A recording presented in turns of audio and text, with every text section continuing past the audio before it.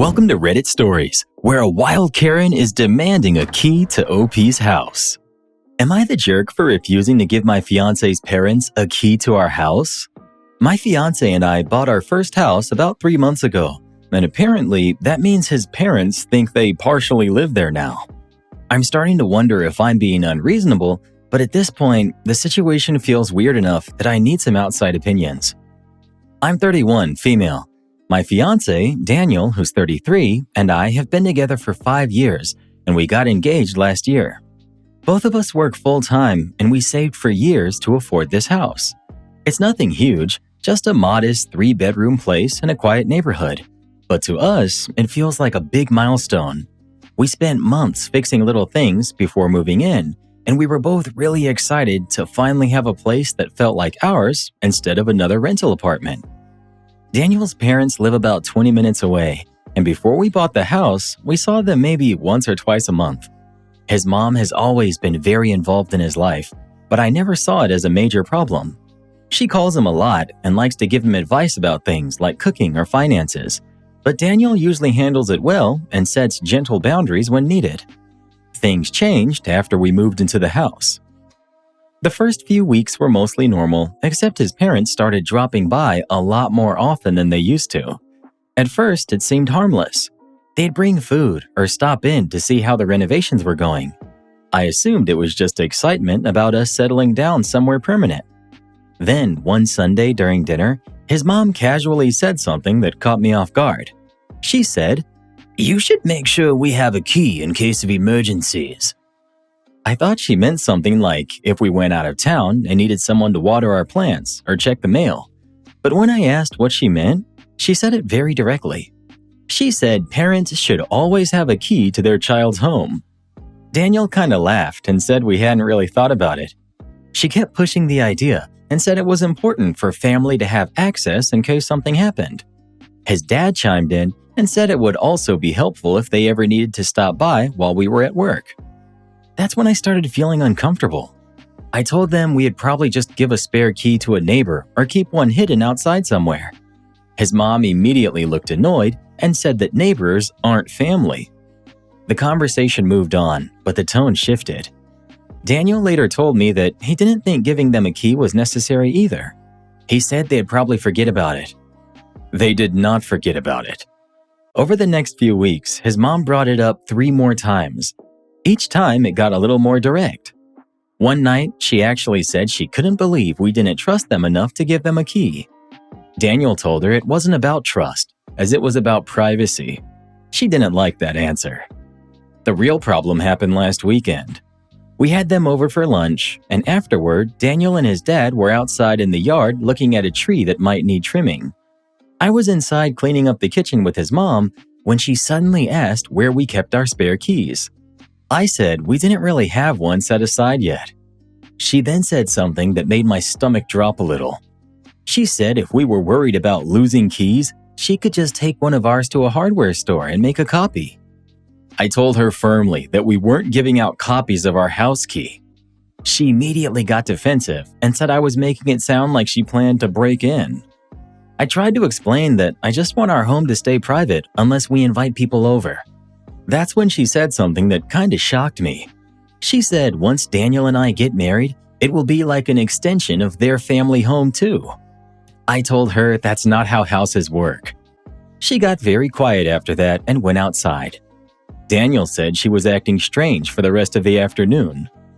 Later that night, Daniel got a long message from her saying she felt hurt and excluded from our lives.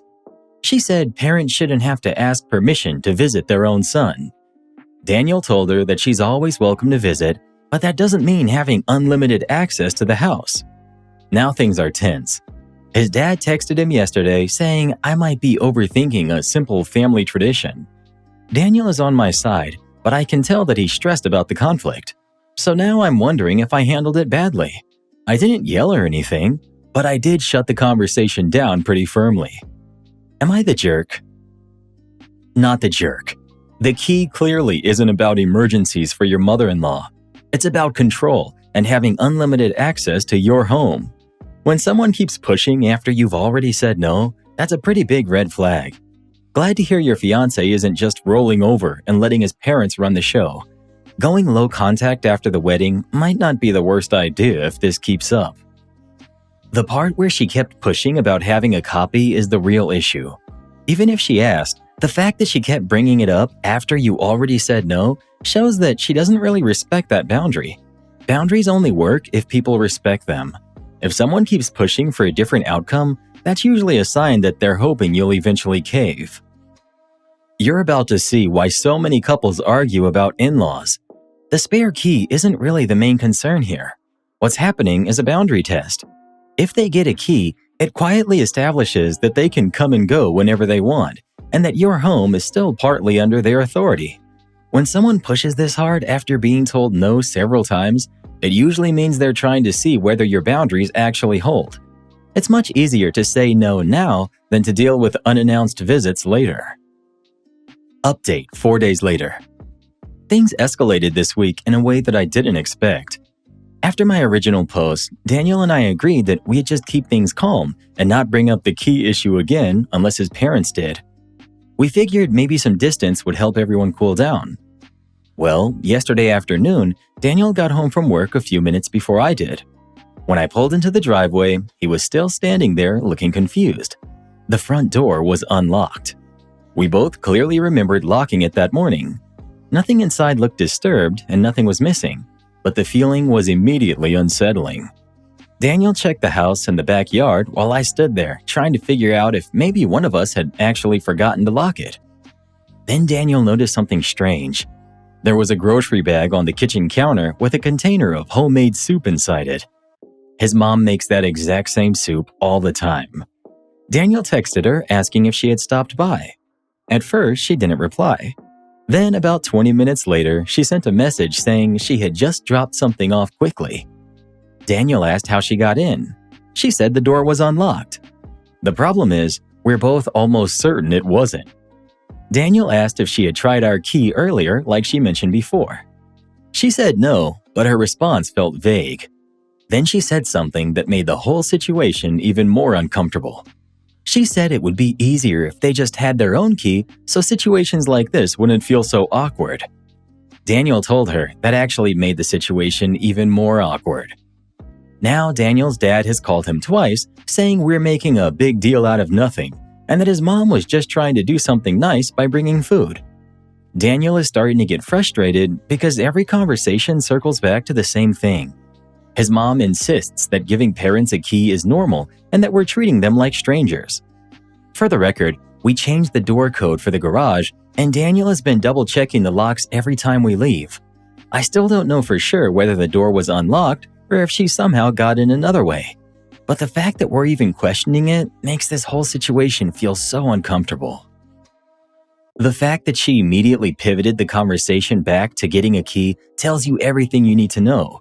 Instead of addressing why she was inside your house, she used it as another argument for why she should have access. It really sounds like she's more focused on getting that key than respecting your boundaries. Even if the door was unlocked, letting yourself into someone else's house without telling them is not normal behavior. Most people would just leave the food on the porch or send a quick text. Walking in like that is a huge overstep, especially after the whole key conversation had already happened. You might want to consider changing the locks just for peace of mind.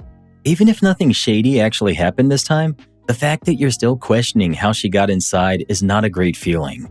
Sometimes it's easier to just reset everything, so you don't have to keep wondering about it. Update 2, 5 days later. Thanks for all the concern and advice.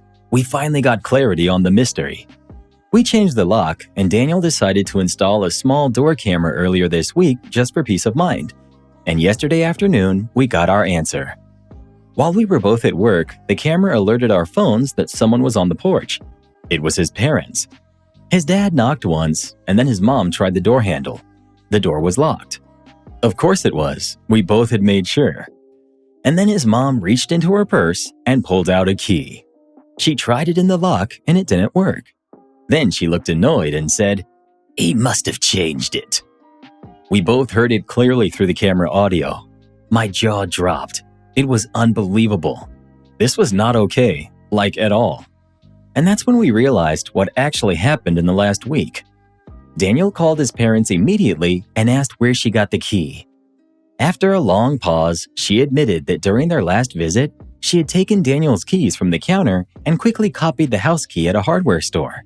She said she thought it would avoid all of the drama. Daniel was furious. I've honestly never seen him that angry before. He told her that secretly copying someone's house key is exactly why we didn't want anyone having it in the first place. His dad tried to calm things down, but even he sounded uncomfortable. Eventually, his mom apologized, although it sounded more like she was apologizing for getting caught rather than doing it. Daniel told her clearly that if they want to visit, they need to act like everyone else. Daniel says he still wants a relationship with them, but that this situation made him realize they need much stronger boundaries going forward. For now, we're taking a little space. Not sure if there will be any more updates, but thanks again for all the concern and suggestions. Copying someone's key without permission is a huge violation of trust. That's not a small thing at all. It means she knew you guys had already said no and decided to go around that anyway. You handled it exactly right by changing the locks and setting a firm boundary. Your fiancé stepping up and enforcing boundaries is honestly the best outcome here. A lot of these situations get messy when the partner tries to stay neutral. The fact that he addressed it directly with his parents and backed you up is a really good sign for the future. So future in-laws didn't get the spare key they wanted, so mom secretly copied it? That's not a spare key. That's a do-it-yourself break-in starter kit. And then she actually tried using it while they were at work. Nothing says, "We respect your boundaries," like breaking into your adult kid's house on a Tuesday afternoon. My mom demanded I return my new car because it made her look bad. So I, 29 male, bought my first new car a couple of months ago, and somehow that turned into a whole family situation. For context, I've been working in tech for about 6 years. The first few years after college were rough financially, so I drove an old hand-me-down sedan from my uncle that was already pushing 20 years old. It ran, but just barely. I had to keep jumper cables in the trunk because the battery died randomly and the AC stopped working 2 summers ago. My parents always knew the car was on its last legs. Every family gathering, my dad would joke that it was one pothole away from retirement. Anyway, the past 2 years at work have gone really well for me. I got promoted twice and finally paid off my student loans last winter. After that, I started putting money aside for a new car. Nothing crazy, just something reliable that I wouldn't have to worry about breaking down on the highway. After months of saving and researching, I bought a new blue coupe. It wasn't a super luxury car or anything, but it was definitely nicer than anything I've owned before. I paid for it myself, and I put a decent down payment on it. I was honestly just proud of finally being in a place where I could do that. The problem started when I brought it to my parents' house for Sunday dinner. My dad came outside first and immediately started looking it over. He seemed impressed and kept asking questions about the engine and mileage. He even asked if he could sit in the driver's seat, which was kind of funny. My mom came outside a few minutes later. At first, she didn't say much. She walked around the car slowly, then asked me how much it cost. I told her roughly what the monthly payment was, thinking that was enough information. She asked again for the total price, so I told her. Her entire expression changed. She got quiet for a moment and then said, "You spent that much on a car?" I said yeah, but explained I'd been saving for a long time and that my finances were stable now. Instead of congratulating me or anything like that, she started asking why I needed something so expensive. I tried to explain that it's not really unusual for a new car to cost that much these days. Then she said something that honestly caught me off guard. She said it was embarrassing for her. I thought she was joking at first, but she wasn't. Apparently, a few of her friends still drive older cars, and she said if people saw me driving something like that, it would make them think she had raised someone flashy. I tried to laugh it off, but she kept going. She said it looked like I was showing off, and that it reflected badly on the family. My dad looked confused and told her that she was overreacting, but my mom doubled down and said that if I wanted to make responsible financial choices, I should return the car and buy something more reasonable. For a second, I really thought maybe she was trying to prank me or something. But then she told me she was serious and said returning it would show maturity. I reminded her that it's my car and I paid for it myself. She said that wasn't the point. The point was that I should think about how my decisions affect the family's image. At that point, my dad quietly went back inside because I think he realized the conversation was going nowhere. My mom kept insisting that I should take the car back to the dealership and pick something cheaper. When I told her I wasn't going to do that, she got annoyed and said she hoped I wasn't going to become one of those people who waste money just to impress strangers. The whole thing completely killed the mood for dinner. My dad later told me privately that he thought the car was great and that he was proud of me. He also said my mom's been weird about appearances and what other people think lately. But my mom hasn't dropped it. She's brought it up twice on the phone since then, saying it's not too late to reconsider and make a more practical decision. At this point, I'm honestly not sure what she expects me to do.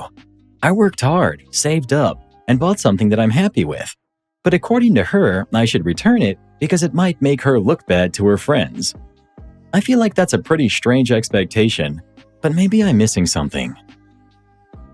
Your mom sounds way more concerned about what other people think than about your actual life. You bought the car with your own money. That's the end of the discussion. Most parents would be proud that their kid worked hard enough to afford something like that. It sounds like jealousy mixed with social anxiety. Some people get very uncomfortable when someone close to them upgrades their lifestyle because it changes how they compare themselves to others. That's not your responsibility to fix. The funniest part is that she thinks returning the car would somehow look better. Imagine explaining that to people. My adult child bought a car, but I told them to return it. That would sound way stranger than the car itself. Update 3 weeks later. First, I didn't return the car. That was never really on the table for me, but reading everyone's comments helped me confirm that this situation is as unusual as it felt. About a week after my post, my parents hosted a small barbecue at their house for some relatives and a few of their neighbors. When I pulled into the driveway, my mom was outside talking with a couple of people. She definitely noticed the car right away. For a second, I thought we might be about to have round 2 of the same argument, but surprisingly, she didn't say anything negative. One of their neighbors actually walked over and started asking me questions about it. He's apparently really into cars and wanted to know the engine specs and where I bought it. The conversation was completely normal. People were curious, and that was about it. Nobody acted like it was some outrageous purchase. Later in the evening, I overheard one of my mom's friends say it looked like a really nice car and that I must be doing well for myself. To my surprise, my mom responded by saying something like, Yes, he's worked very hard. That was the first positive thing she had said about it. After everyone left, we ended up talking in the kitchen. She admitted that she might have overreacted earlier. Apparently, she had assumed people would think I was being irresponsible or trying to show off, and that worried her. But after hearing people's reactions that night, she realized no one was judging the situation the way she expected. She didn't really apologize in a dramatic way, but she did say that she was glad things were going well for me. That's about as close to an apology as she usually gets. The funniest moment happened when my dad asked if I'd take him for a quick drive around the block before I left. My mom rolled her eyes, but she was smiling. So things seemed to have settled down. Sorry it didn't turn out to be more dramatic. Thanks, everyone. This is definitely one of the healthier updates I've seen. Your mom was worried about appearances, realized she misjudged the situation, and quietly backed off. That's about as good as it gets sometimes. It sounds like your mom got stuck in her own head about what people might think. Once reality didn't match that fear, everything relaxed. Glad it worked out without turning into a bigger family fight. So this mom actually demanded her adult son return his brand new car because it cost too much. Imagine working for years, finally buying something nice, and your reward is a lecture about the family reputation. Apparently, the car wasn't the problem. The problem was that her friends might notice it. Nothing says healthy priorities quite like worrying about gossip more than your own kid's success. My friend is sad that no one's excited for her wedding, and I don't know how to tell her why. My best friend Carly is getting married in July after getting engaged last December. She called me today crying because she's now told everyone about the engagement and her wedding plans, but no one seems excited.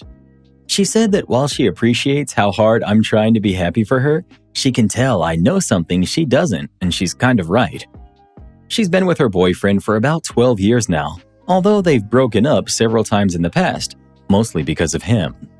Because of that history, I don't think anyone in her life particularly likes him. The proposal itself wasn't very meaningful either. He didn't really plan anything, he just said they should get married. No ring, no special moment, nothing like that. It fits a pattern in their relationship where she pushes him to be more involved or committed. He does the bare minimum, and she convinces everyone, including herself, that it's wonderful. When she talks about the wedding, almost every sentence is about what he wants and how much he'll enjoy the day. There are also two main aspects of the wedding that I know her friends and family are struggling with. No plus ones, but not in the usual sense. For example, I'm not allowed to bring my husband because he isn't considered close friends with the couple. So it's not just excluding casual dates or new partners. Even spouses and long-term partners aren't invited unless they are personally close to both of them. None of the wedding expenses will be covered for guests. No save the dates or formal invitations, and there's no venue planned. Instead, they're making a reservation at a restaurant where everyone will pay for their own meals. If someone wants cake, they can bring one themselves or order dessert from the menu. To be clear, I don't have anything against someone wanting to keep a wedding small or simple and inexpensive. Even though she isn't short on money, it's still her choice how she wants to celebrate. But I can understand why the way she describes her wedding day doesn't sound very appealing to guests, especially since some people would have to travel several hours and some even live in another country. Over the past few weeks, I've tried to gently hint at some of these concerns.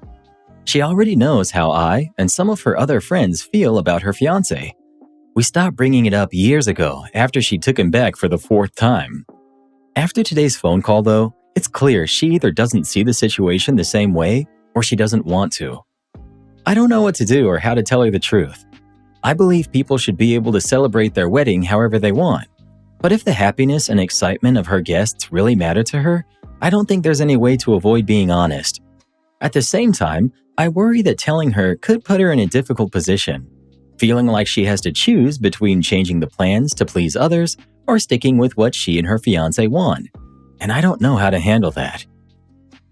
What is there for guests to be excited about here? Going to a restaurant without your significant other and paying for your own meal doesn't really feel like a wedding celebration. Weddings can be small, inexpensive, courthouse ceremonies, backyard gatherings, all of that. But usually, the couple still makes it feel like an event for the people they invite. Right now, it just sounds like a pay-your-own-way dinner party. I think that's why people aren't reacting the way she expects. People aren't excited here because they're worried about her, not because they don't care. From what you've described, this relationship has been rocky for years, and the proposal and wedding plans don't exactly sound joyful or mutual. When everything about the wedding is about what he wants, people are going to feel uneasy celebrating it. You can love your friend and still struggle to feel excited about the situation that she's in. If she's already saying no one seems excited, then part of her probably already knows why. I really like the suggestion someone made about asking her if she wants the honest truth first. Something like, "I love you and I want you to be happy. Do you want me to be honest about why people are hesitant?" That way, you're not blindsiding her, but you're also not pretending everything's fine. Real friendship sometimes means saying hard things gently. So the wedding plan is, come alone, buy your own dinner, maybe bring your own cake. That sounds more like an office potluck than a wedding. And I've been to office meetings with more romance than that proposal. 12 years, multiple breakups, and the engagement speech was basically, guess we're doing this now. Inspiring stuff. Real fireworks moment there. When the wedding guests sound less excited than the people singing happy birthday at a chain restaurant, you know something's off. I'm not shoveling your walkway, and I'm not with the HOA. In my community, all the homes have driveways and garages, but there's also extra off-street parking along a service road that loops around the neighborhood. We've been buried under snow and sub-freezing temperatures for about a week and a half, so when we finally got a couple of warmer days, it was time to dig everything out. I went out to shovel around my spare vehicle parked in the service road. I decided to wear my full winter weather getup that I use while working in construction. Parked in front of and behind me were my elderly next-door neighbor and a friend who lives on the other end of the neighborhood, so I figured I'd shovel out their cars too. I was already there, no big deal, and it felt like the neighborly thing to do. After finishing the third car, a woman with a very strong Karen energy walked up to me and said, Hello. Yes, you. I've been waiting for my walkway to be shoveled. Are you going to do it today? I just stood there for a second, like my brain needed to reboot. No. I had no idea who she was or why she thought I was responsible for her walkway. At first, I wondered if I had accidentally shoveled her car instead of my friend's, and she was upset about that. But no, that wasn't the issue. She didn't yell or make a huge scene, but she definitely sounded like she had been waiting for the snow guy to show up. Apparently, the snow guy was me. For context, our HOA is not that great. The upside is they don't bother anyone with petty rules. The downside is they're extremely slow when you actually need them. Snow removal is technically their responsibility, but you can either do it yourself or wait 3 weeks while leaving messages on an answering machine that may or may not be connected to anything.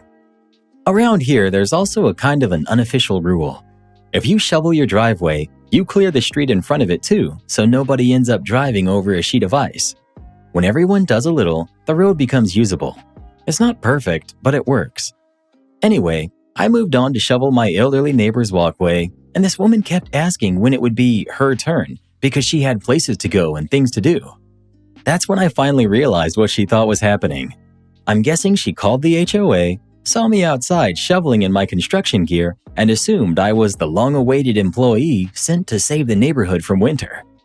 So I said as clearly as possible, I'm not with the HOA. I live here. You'd think that would have settled it, but she still kind of hovered nearby while I helped a few other neighbors, like she was waiting for me to change my mind or accidentally shovel in her direction. I don't know if she ever figured it out, but I finished helping the people I meant to help and I went back inside.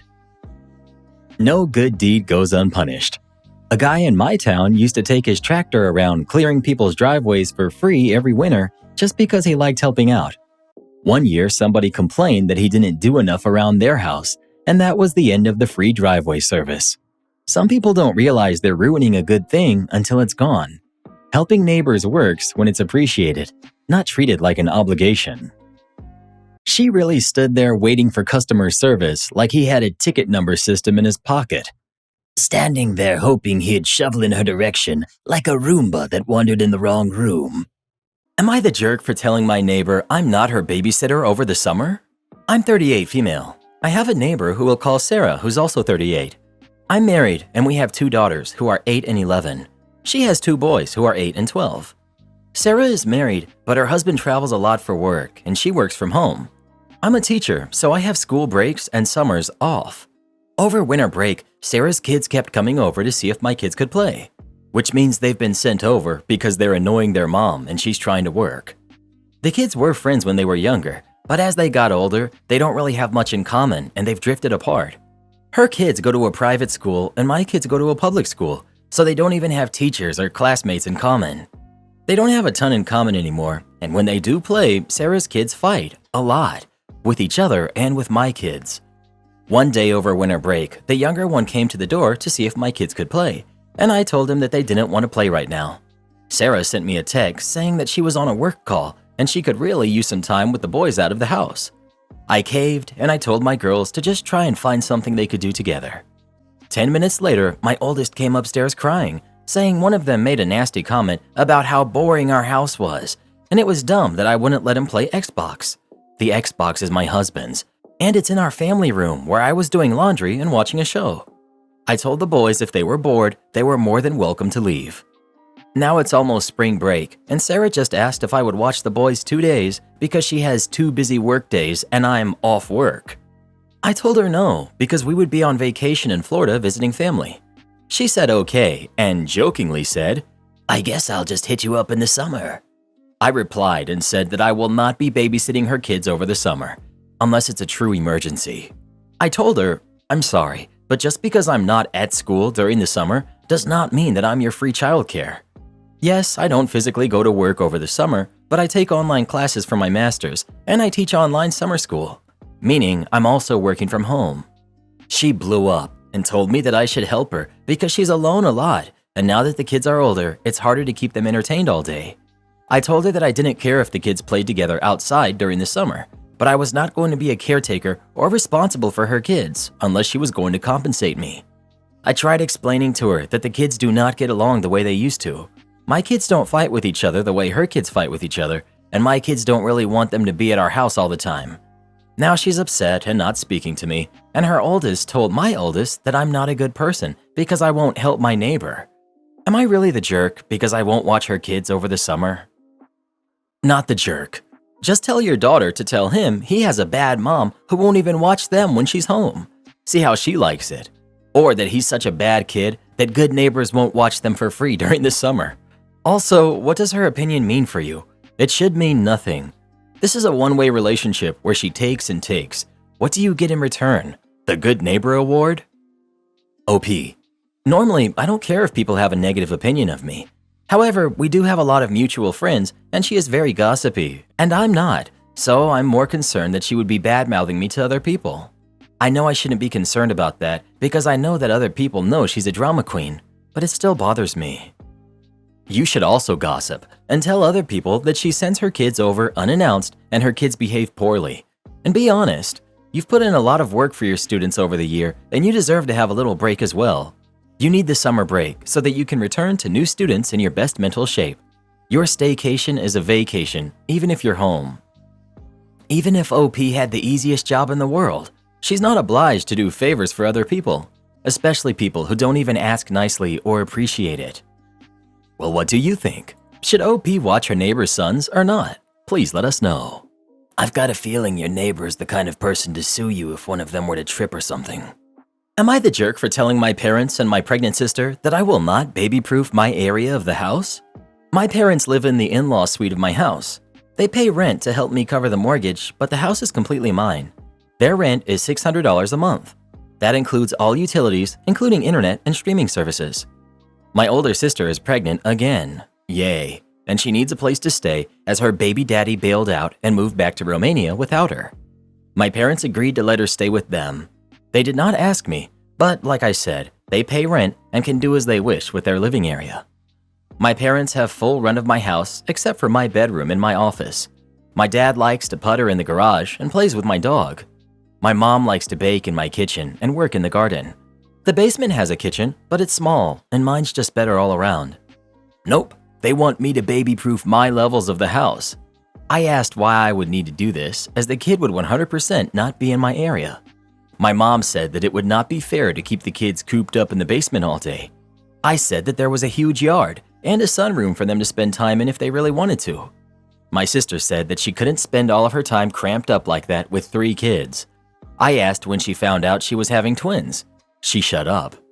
I dragged it out of them that she was planning on watching her friend's toddler for money. I said I did not have insurance for her to run a business out of my house. She said it was all under the table and that she needs the money. This was when I said that I would be taking the keys to my area back from my parents, and I was also going to change the locks. I said that I agreed to let my parents live with me to help them out. They agreed to let her move in because she is an irresponsible jerk that can't understand birth control. I never agreed to let her use my house as a daycare. I know I do not want 3 kids here along with 4 adults. Well, 3 adults and a pregnant jerk. My mom is mad that I'm going to lock them out of my area, but my dad understands. The thing is, I would let him keep a key, but my mom would get it from him and she would give it to my sister. I said I would leave the garage locked the same, and that was good enough for him. My mom and my sister are upset and giving me the silent treatment. My mom got my dad to ask me if they paid for the insurance if my sister could watch her friend's kid. I agreed, but I did say that they should get my sister to pay it. Not the jerk, but you may have to reconsider this whole arrangement. You know over time this will become a mess for you. Your mom, sister, and kids will take over your space, and it will be very hard to rectify after they're here. Ask your parents to move out, although I do feel sorry for your dad. Not the jerk. As the title holder to the property, you should have been advised about your sister's plans. Your parents did not have the authority to say yes to her plans. Before you say yes to the insurance thing about the babysitting, make sure you have an ironclad agreement with all parties about what's acceptable and what's not, especially which parts of the house the kids are allowed in, and get it in writing and reviewed by a lawyer. Your sister and mother have already shown that they don't have any concerns walking all over any boundaries that you have. Am I the jerk for yelling at my sister-in-law at my wedding and telling her that no one cares that she's pregnant? My husband, who's 30, and I, 26 female, got married during lockdown. We couldn't have a big ceremony because of restrictions, and unfortunately, my family couldn't be present as they live in a different country. With restrictions finally lifted, we decided to have a more traditional ceremony in my home country with my family. My husband's family came, his parents, some friends, cousins, and his sister, who's 32, we'll call her Sarah, and her husband, who's 28, we'll call him Matt. Sarah and Matt live on the other side of the US than the rest of the family. They had their wedding a couple of months back in their home state, and ever since then, when we have a conversation, even without our wedding coming up, Sarah would say that she and Matt are planning to get pregnant on the trip for my husband and I's wedding. No big deal. I just made sure to tell her that she needs to ovulate for that to happen. But other than that, I could not care less. What started to get annoying is when we were talking about all of the activities and excursions people wanted to do so that we could go ahead and book it. Sarah would always say, "Make sure there's enough time for Matt and I at the hotel so we can get busy making our baby." Again, kinda gross, a little annoying, but whatever. They are adults. About a week before we all leave to go to my home country, Sarah and Matt arrive in our home state to spend time with family as they rarely see them. My husband and I, his parents, and my husband's brother and sister-in-law are sitting chatting when Sarah blurts out that she's pregnant. We all get really excited, congratulate them, and say how happy we are. We start asking some questions, and Sarah says that she's 2 weeks pregnant. Everyone kind of loses a little bit of excitement and says, "Wow, that's really early." We suggest to wait before telling other people, just as a lot can happen. People usually don't even know that they're pregnant until at least 6 weeks, and even then, they are encouraged to wait until after the first trimester to tell people. Matt replied by saying that they're only telling the people closest to them, like his parents, her parents, and their siblings. No one else since it's still so early. Well, the next day, Sarah had called her great uncle and his wife over for drinks and decided to tell them too. Called her one aunt and uncle and told them, and by the end of the day, basically the entire extended family knew, as well as some of her mom's friends which stopped by the house and Sarah told them. With each person Sarah told, Matt got more agitated, as they had agreed to only tell a select few people. Matt finally gave up and asked her why she didn't just post it on Facebook, as it would be quicker, to which she replied she wants to, but she thinks it will be frowned upon. My husband came to me and said it feels like she's trying to draw the attention away from us in our wedding, and she is known to do anything and everything to have the spotlight on her. I said to not worry about it, as when we are in my home country, she isn't going to know many people, so she won't say anything. He agreed, but went to his parents and told them that he was feeling this way and asked if they could politely suggest that she keep it to herself when we go on our trip. They agreed that it was valid for him to feel that way, as they know that she hates it if the focus is not on her. Anyway, we leave for the wedding, and I see my mom for the second time in 5 years. Obviously, it was a very emotional reunion, but we wiped off our tears, and then we sat down for a meal with my husband's family. After I introduced her to everyone, the waiter took our order, and the first thing Sarah says to my mom is, "Your daughter probably already told you, but I won't be drinking on this trip." My mom says that's no problem. You don't have to drink to have fun, and that Sarah will still have fun even if she chooses not to drink. Sarah interrupts my mom to tell her it's not by choice that she's not drinking, but that she's pregnant. Keep in mind, this is 10 minutes after she met my mom. My mom says congratulations and keeps on with another conversation. Sarah interrupts my mom again and tells her how she's 2 weeks pregnant and just so excited. My mom, who's in medicine, tells Sarah the same thing we did, that she should probably wait until she's in her second trimester to tell people, and Sarah completely ignores her. The same thing happens with my aunt, cousins, uncles, sister, and grandparents, all of whom she had never even met before. My husband yet again speaks to his parents and asks them to please tell her to keep it private because it feels as though she's purposefully trying to take away the attention from our wedding. They say they will talk to her. Matt actually comes up to us and apologizes by saying he agrees that it has gotten out of hand and that the number of people that know is way more than the number they had agreed upon. Fast forward, we're sitting eating while we wait for one of our excursions. A family that I lived with for 3 years when I first moved to my husband's country flew out for the wedding and met up with us for lunch. They've never met my sister-in-law. The wife and I are talking about the wedding and all the arrangements while my sister-in-law sits across from us and listens to the conversation. My husband orders some shots for everyone at the table when his mom says she doesn't want one, so he tells the server -1. My sister-in-law hears him ordering the shots and goes off yelling across the table, "I can't drink alcohol. You know I can't drink a shot. Why would you order me one?" Everyone kind of stops and looks at her for a sec before my husband says it's not a problem, as Matt said he wants two. Everyone then continues their conversation, including the wife and I. My sister-in-law interrupts me and continues to make a big fuss over how my husband ordered her a drink when he knows that she's not even drinking. The wife then says it's okay, Matt said he'll drink it, so it's not going to be wasted. My sister-in-law then says again how annoying it is that my husband ordered her a shot, and I say stop worrying about it because I'll just drink it if Matt doesn't want it. She keeps doing this until I finally tell the wife she's not drinking because she's pregnant. The wife says congratulations and asks how far she is, and then also tells her to be careful of telling too many people. The situation happens about 3 more times that week leading up to our wedding. Now this is why I might be the jerk. The last time it happened, she was telling my high school friends at the wedding how sick she has been, but no one asked why she was sick. They were just empathetic and saying that they hope she feels better. They came over to me to talk to me, and she followed again, complaining about how sick she has been feeling, and kind of pushing them to ask me why she's been feeling so sick. When I finally said, "Sarah, are you kidding me? No one gives a hoot that you're pregnant. They don't even know you." Sarah ran off crying, and my mother-in-law heard me say that and told my father-in-law, who screamed at my husband, saying how we hurt Sarah's feelings and how she's just excited. My husband doesn't think I did anything wrong, and my high school friends think I was fine too, because they know the backstory. My mom and some of my husband's family think I was a jerk. So, am I the jerk for telling my sister-in-law that no one cares that she's pregnant? Update. My husband and I finally had our honeymoon, and we were unreachable during our holiday because we were out of the country. Our whole family knew this before we left, and we told them the only way to reach us in case of emergency was to call the hotel. We knew Sarah was going in for her appointment while we were away, and we told her we would call her as soon as we got back home.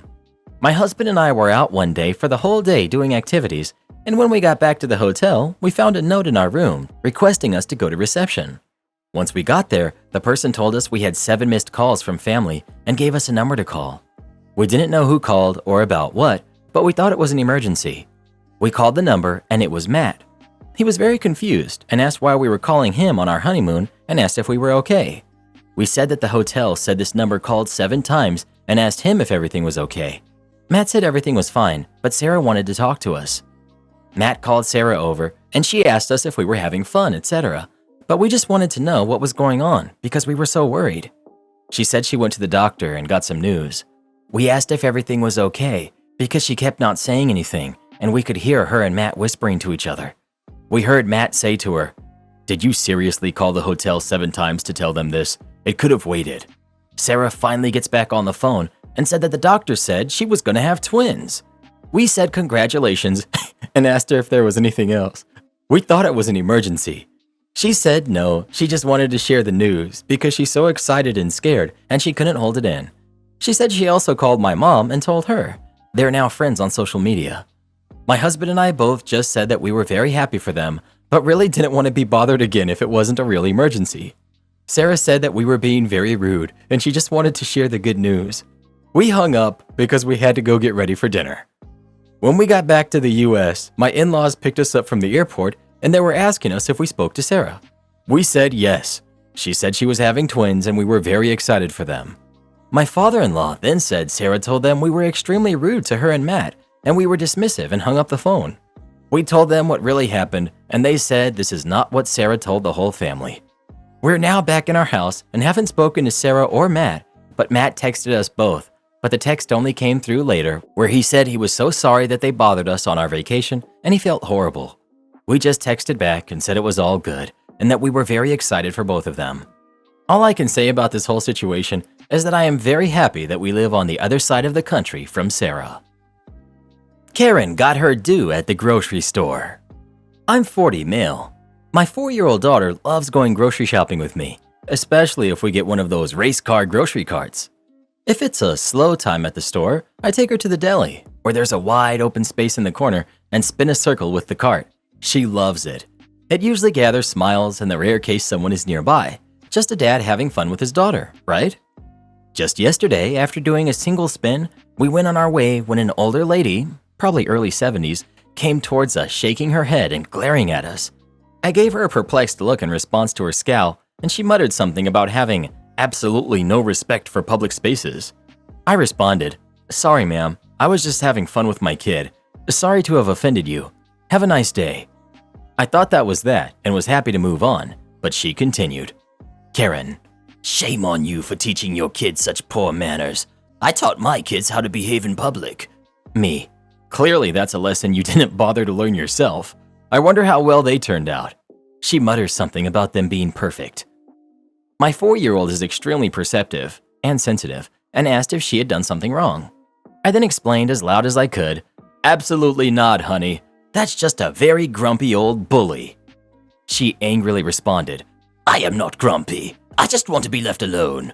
Me, with a stern face, "No? Well, you certainly are a bully then. And if you want to be left alone, I strongly suggest you start minding your own darn business. You taught your kids to behave in stores. I'm teaching mine to stand up to bullies like you. Thank you for this perfect teaching moment." She finally caught the hint to shut up and move along, still muttering and shaking her head. Petty revenge commences. Twice more we encountered her in the other aisles, and I made sure to overdo the race car theme, but would abruptly stop when we got near her, saying loudly to my daughter, "Careful now, honey, we don't want to anger the fun police," and my daughter played along perfectly. As fate would have it, we were approaching the checkout at nearly the same time. We got there first, but I allowed her in front of us to be first in line at the solitary man checkout, knowing she would complain, and she did not disappoint. She immediately started to explain to the till person that she was harassed by me and my daughter this whole time, and how we were disrupting the whole store. The till lady cautiously looked over at me, and I just gave her a totally confused shrug. I'm still in my formal work clothes, a suit and tie, and my daughter is wearing her adorable poofy fairy skirt. Picture perfect innocence. Having obviously seen me let the lady in front of us in line, the till person gave me an apologetic smile and just nodded and smiled, humoring Karen. She must have tried complaining further at customer service because we were now leaving at the same time, despite our full grocery cart, a kid insisting on helping with the bagging. Once outside, I made sure to drag race that cart past her as loud and as obnoxiously as I could, and my daughter squealed in delight. I didn't even bother looking back at that crusty old jerk. She ruined my shopping outing. I hope I ruined her entire day. I do feel bad for people that are this desperately miserable, but I also have zero patience for them taking it out on other people just trying to enjoy a sliver of joy in their day. I think if enough of us consistently confront people like this, they might just learn to keep their mouths shut and their poor attitudes to themselves. And thanks for all the fatherhood props, made my day. And thanks for all the new grocery store shenanigans tips. I can't wait to bring joy to hundreds of people while upsetting one person. I hate that my wife joined the Air Force. This was not something I got to discuss with her whatsoever, nor did she ever indicate in the previous 5 years she wanted to join. She just went and joined, and I was informed that I could support her or leave. The whole process took about 3 weeks. I chose to stay. I was very concerned about this. I stayed for our son who needs his mother and his grandma, and to be there for him, to try to help make him better. She was already a bit of a narcissist. Any accomplishment I have, she took credit for since she helped me find resources. According to her, I can't do anything right, and I would be living under a bridge if it wasn't for her. I've gotten 2 degrees in 2 years and several certifications. I help out around the house. I was the sole breadwinner in our home and provided everything, which she said I shouldn't take credit for. I make very good money and we don't need or want for anything. We talked about her attitude and she brought up some rifts we had early. The same thing others had gone through, but she holds grudges. Supposedly, everything would be forgiven if I took care of her mother and our son, because family is everything to her. Her attitude is much worse now. I'm the civvy, and I'm not the one who makes serious sacrifices for the family since I never served in the military. Basic training changed her so much, and it wasn't good. I read about this, how it changes them and makes them demean dudes who didn't serve. We talked about this. She said, "They can't do that to me." But they did, and I can't stand it. She was gone for basic training, and yeah, that sucked. Zero communication the whole time. I took care of her mom and our son the whole time. My son, who's 5, was a wreck the entire time. I had to be strong for them, but inside I was hurting. I tried to be supportive, went to her graduation, tried to be a cheerleader, and the thanks that I get? None from her. I get to move, put my job in jeopardy. I have to hope my job is okay with me being 100% remote, and if not, sucks to be me. She never needed to join for any money since I make extremely good money. She joined because our immigration system is so broken. She needed to get her citizenship faster so her mom can get a green card and stay with us. I was talking with lawyers to try to move things faster, and she jumped into the Air Force instead. She said this was always her dream, so I can't complain about it. Gotta be supportive, even though everything's falling down. I'm a guy. You think there's support for any of us? Oh no. Figure it out, bro, and good luck. Oh yeah, don't call any of the support centers for anything because we really aren't equipped to do anything to help men. I know I'm all over the place, but I gotta vent here. Seriously, this sucks so much, and I'm about to explode. Gah, the military.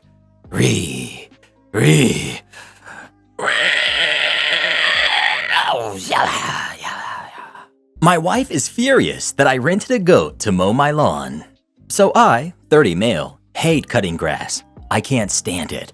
The sound of the lawnmower makes me wish I could take my ears off, like Mr. Potato Head, and lock them in a box. It hurts my shoulder. I got injured in high school and it never healed right. And I might be the only person in the world who doesn't like the smell of cut grass and gasoline. This week was the very first week of the year that I would need to cut the grass. We live in a fairly warm state, and the HOA is very strict about it. We even have little flags at the front of the yard that the grass isn't allowed to get taller than. So the point is, the lawn needs to be mowed. I don't want to do it. My wife can't because the last time she mowed a lawn, she tipped it into a lake. Just so happens, I know a guy who owns a goat, and I offer him $20 to bring it over to eat the grass for me. The goat eats the grass, we keep her away from the neighbors' yards, goat goes home. It was great, way better than mowing. Except now my wife is mad because some of the neighbors saw the goat, and they think it's hysterical that we had a goat doing yard work for us. She's upset that I made us look like weird people in front of all of her friends. I don't care if they think we're a little weird. I'm happy to be laughed at if it means saving myself from the headache-inducing sound of a lawnmower. But now she's making weird comments around the house about getting a horse to carry groceries or a chicken to clean the windows since there's no man in the house who can do it. I didn't expect her to react so negatively to a goat, but maybe I'm missing something. So, was I a jerk? Edit. The goat does not violate the HOA's BS policies. They have strict rules against raising farm animals. But if, say, the HOA's president's daughter wants a pony at her birthday party for a few hours, that's A-okay. Not the jerk. You pick the more environmentally friendly and adorable option. Your wife needs to stop caring what the neighbors think, and maybe be less extra too. My wife would be thrilled at the prospect of having a goat to mow the lawn once a week that she could go pet. I'd also bet his neighbors would probably be more interested in it when they find out how little he's paying to have it done. Am I the jerk for telling my husband he ruined my birthday again? Background. Today is my 28th birthday. I'm really into birthdays and holidays and believe in celebrating them to the max, and this is well known to everyone. I'm also the planner and the giver in not only my family, husband and kids, but my extended family, parents, siblings, friends, etc. So I'm the one that plans birthday get-togethers, gifts, travel, etc. I'm also a stay-at-home mom due to having a son with a complex medical and behavioral needs.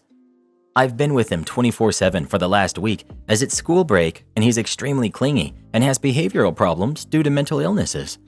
I also had an upper respiratory cold during this time, sore throat, fever, cough, runny nose, earache, but kept up with the mom duties nonetheless. My husband's birthday was last month, and as usual, I planned something for him. Weekend in a town a couple of hours away for us and our kids. For my birthday, I tell him I just want help with the kids, the house cleaned, a nap, and him to cook supper or take me out. Maybe a homemade gift from the kids and a cake. Yesterday, my husband starts complaining of a sore throat. I check his throat and it looks fine. No fever or other symptoms. He stays up all night playing video games. This morning, he says he's sick, but has no visible symptoms.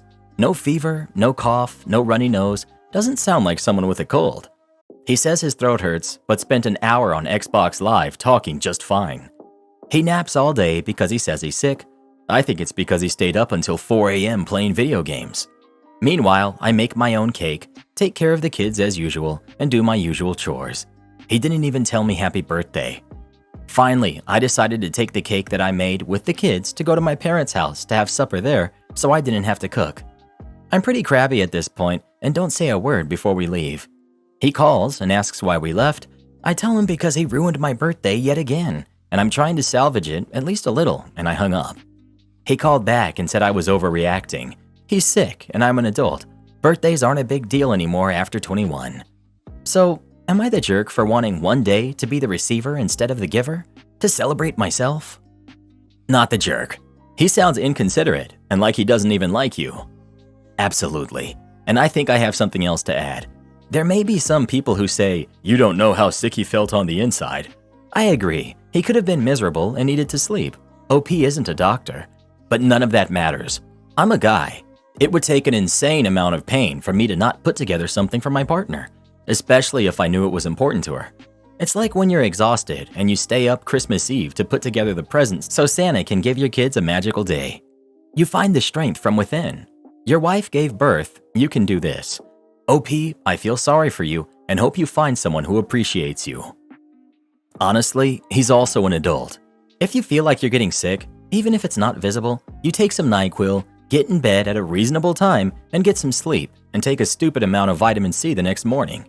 He knew he had one day out of 365 to not mess things up for the sake of his partner, and he let his own selfish wants take priority. He can let himself be sick tomorrow, but today should have been for OP. And even if he was too sick that day, he should have said, "Happy birthday! I'm feeling awful today. I know it's your birthday and you deserve a break, and I'd love to give you the gift you asked for. Could I do that on this other day once I feel better?" It's not that hard. He just doesn't care. Not the jerk. Not the jerk. You did your job in communicating what you wanted. The fact that he did not show any concern for you shows a lot. Caregivers need care too. You did not ask for advice, but I want to suggest the following. Don't bother with his birthday. Make plans on your birthday with others who are willing to celebrate you. You do not have to share your plans with him. He's irrelevant. Birthdays are nothing to him, so your plans don't need to involve him in any way. Finally, a belated happy birthday. Parenting is a thankless job, but it sounds like you're rocking it. My girlfriend is stalking a podcaster. I'm at a bit of a loss right now, and I'm not sure what to think of the whole situation. So my girlfriend and I have been together for over 10 years now. I would say that it's a good relationship. I trust her fully, but something with her recent behavior has made me feel uncomfortable and uneasy. So it started about 3 weeks ago when she told me that she had found a very interesting podcast that she started listening to. Cool, no problem, right? The thing that I took notice of in the first few days was that she had started wearing noise-canceling headphones all of the time when listening to this podcast, which was unusual for her. But I just left it at that. But after a week or so, it seemed like all she wanted to do was listen to this podcast. She would practically wear her headphones and listen to this show all the way from the time she got home from work to the time that we went to bed. Some nights she would want to go to bed earlier than myself so that she could bring her headphones with her and listen to the podcast. So all of this felt off to me. I started asking her about this behavior and I questioned her about it. This continued for about 3 weeks until I felt I needed to look into what was going on. So I decided to check her phone. I basically never do that since I feel complete trust towards her and we have an open phone policy. So the first thing I noticed was 2 new apps. The first one, as I've understood, is an app that contains juicy love stories that are read by various people. She never mentioned getting this app and paying for a subscription. To be fair, she doesn't mention all the apps she installs, but this one felt a bit different. I felt okay with her having this app if she wanted it. There's nothing wrong with enjoying yourself with this stuff. What caught my eye, however, is who she's following on this app and her favorited stories. It's all from this influencer. I hope that's the correct word. The same man that has the podcast she's listening to. To elaborate a little on his podcast, it's just this guy talking, basically about different subjects. It isn't like the other podcast where there are multiple people talking. This one is just this one guy. So back to the app. I kind of got a bad feeling when I saw her favorited stories. I don't want to go into detail about how raunchy it is, but let's just say it even includes the sound effects and everything. So yeah, I'm not feeling great at this point about all of this. So the other app that I found is an app called Patreon, which I'm sure most of you guys have heard about, but in case you haven't, it's an app where you can support your favorite content creators with money in exchange for exclusive content, I assume. So I checked out her profile on this app, and she has a paid subscription on it for the same guy. His content on Patreon is the same as on the other app. At this point, I feel very uneasy about everything, so I start going through her social media. I noticed that she started following him on every platform. I also noticed that she has sent a message to him on Instagram. The message itself is not flirtatious in any way. She only compliments him on a great podcast and told him he was doing a really important and good job with it. That being said, I know for a fact that if her end goal is a relationship with a person, then she would send him the same kind of message that she sent to this guy to start things off. He hadn't answered her message, so I couldn't tell what the whole situation would lead to, if anything at all. So next, I start checking her browsing history. What I find is that she's been Googling this guy a lot. For many days, her browsing history is basically just filled with this guy and all sorts of information about him. I want to point out that this isn't an unknown behavior on her side. She can sometimes get a bit obsessed with a celebrity, for example, and she can spend almost an entire day Googling stuff about him or her. Really extreme curiosity. So I've seen this behavior before, but this time it felt different. Most likely because of the change in the daily behavior. Listening to the podcast with this guy, sending a message to him. I want to mention that this guy's not really a celebrity. It would be more fair to call him a small influencer or content creator. She usually only Google obsesses about bigger celebrities. Not necessarily the biggest stars, but I've never seen it with someone on this low level. My girlfriend is somewhat into astrology, zodiac, tarot, etc. So one thing I saw in the browsing history which caught my eye was that she had searched for his birthday. When she found it, she had researched for the zodiac sign of that birthday. After that, she had searched for his birthplace. She wasn't able to find the exact birthplace, but she found the area that he was born in. So after this, she searched for cities in that area. Why did she do all of this? Well, after this, I saw that she had visited multiple different romantic compatibility sites where you type in your zodiac along with some other things like city of birth, full name, date of birth, etc. to see how well you match with this person. So she basically has really gone out of the way to be able to do this romantic compatibility thing with this guy. She even searched for a city in the area he was born and just picked one at random since she couldn't find the real city. All this to do this thing, and on multiple sites for compatibility. Now I know that type of thing is perhaps just a fun thing, but considering she's interested in this stuff, it just makes it different somehow. Just seeing on the screen her name and info typed in alongside with his for a romantic match just makes me sick to my stomach. So what do I make of this? Am I crazy for feeling uneasy about this? You're not wrong. This is weird. The level of infatuation and fantasy here would be concerning to me. I'm not sure I would want to be in a relationship with someone who did that. She's spending more time on that guy than on herself and your relationship. It's to the point where she's also financially invested. This is not healthy. It would also make me wonder what would happen if the guy ever replied to her messages, which would then make me wonder what I'm doing in this relationship. I had celebrity crushes when I was a teen, but to get this obsessive when you're 30, it's definitely odd. I'd be a bit concerned about her mental health. Bruh, you really plan to spend the rest of your life with someone like this? Well, who do you think is the jerk? OP or his girlfriend? Please let us know. This guy's girlfriend sounds like she belongs in an episode of Unsolved Mysteries. Am I the jerk for threatening to quit my job because my wife just randomly quit hers? I'm 35, male. My wife, who's 33, inherited a large chunk of her late father's sizable estate. She made it very clear that the money she inherited was supposed to go to her dad's bloodline, also known as her and our kids, who are 13 and 9, that I'm not entitled to one penny of it. We live in North Dakota, and I make $52,000 a year doing a property management job that I hate. It gets old driving around dealing with tenants who take their frustration out on me because my boss decided to cut corners. My wife worked as an accounts payable clerk making $32,000 a year. She hated her job because there was no growth and it was boring, but she held on to the job to show her dad that she was responsible. Her dad passed away, and now she inherited a 5-bedroom mortgage-free house in another state. It's in one of the most high cost of living areas near a private college where nearly all the students come from East Coast private schools. She rented out the house by bedroom to students and gets $6,000 a month when it's all said and done. The rest of her inheritance is locked in a trust that pays out $15,000 a month.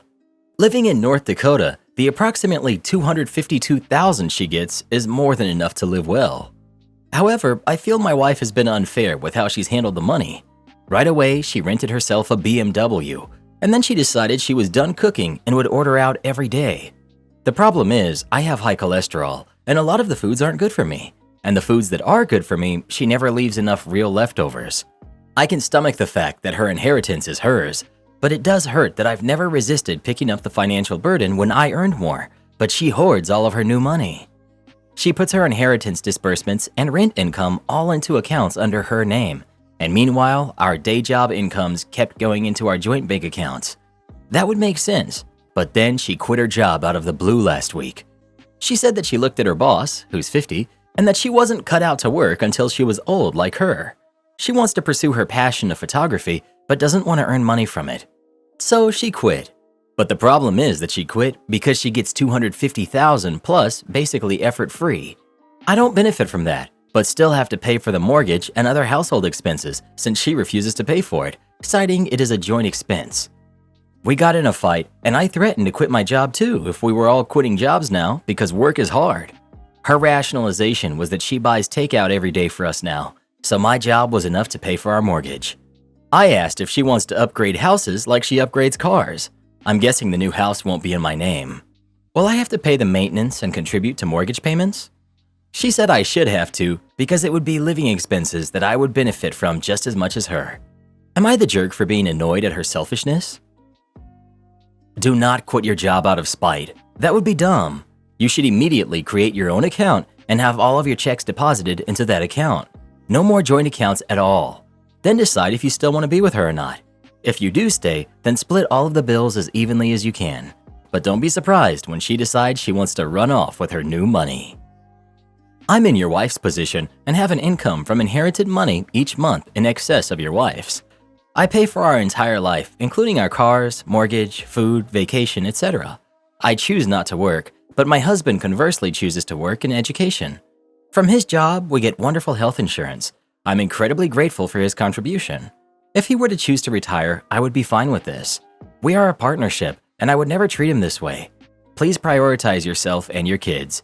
You are worth so much more than this. Am I the jerk for asking my mother to leave because she won't stop wasting my food? My baby sister just had a baby, and our mom came over to help. My sister and her husband live in a tiny apartment with no room for my mom.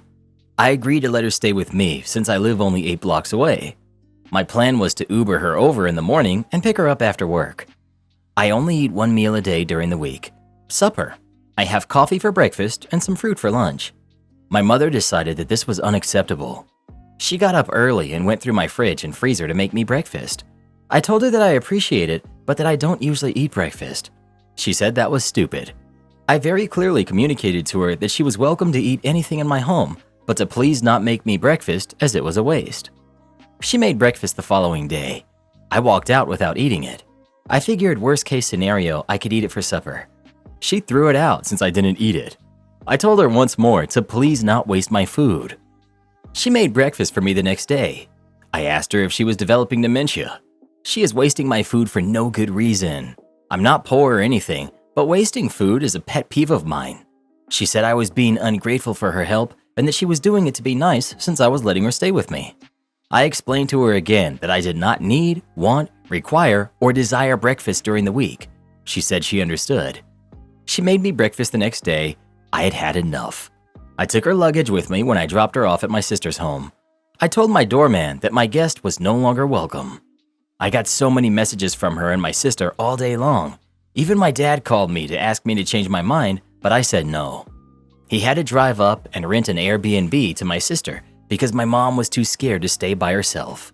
He's retired, so he didn't miss work or anything. My sister came over alone to talk to me. She said I was being a complete jerk and that I could afford the food my mom was wasting.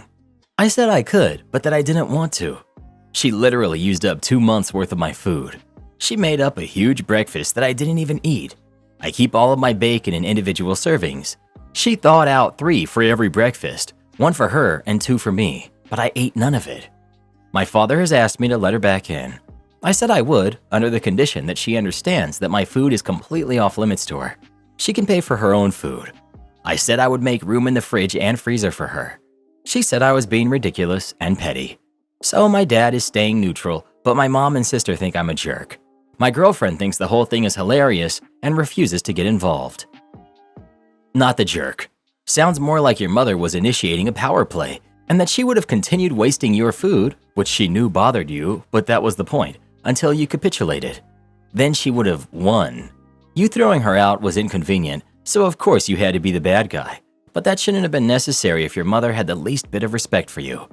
People tend to take the easier route, and asking for a reasonable person to capitulate is much easier than asking an unreasonable person to be responsible. I think it's hilarious too, but I don't fault you at all. OP, you're not the jerk. The first time was not listening. The second and third time was your mom trying to exert her will on you.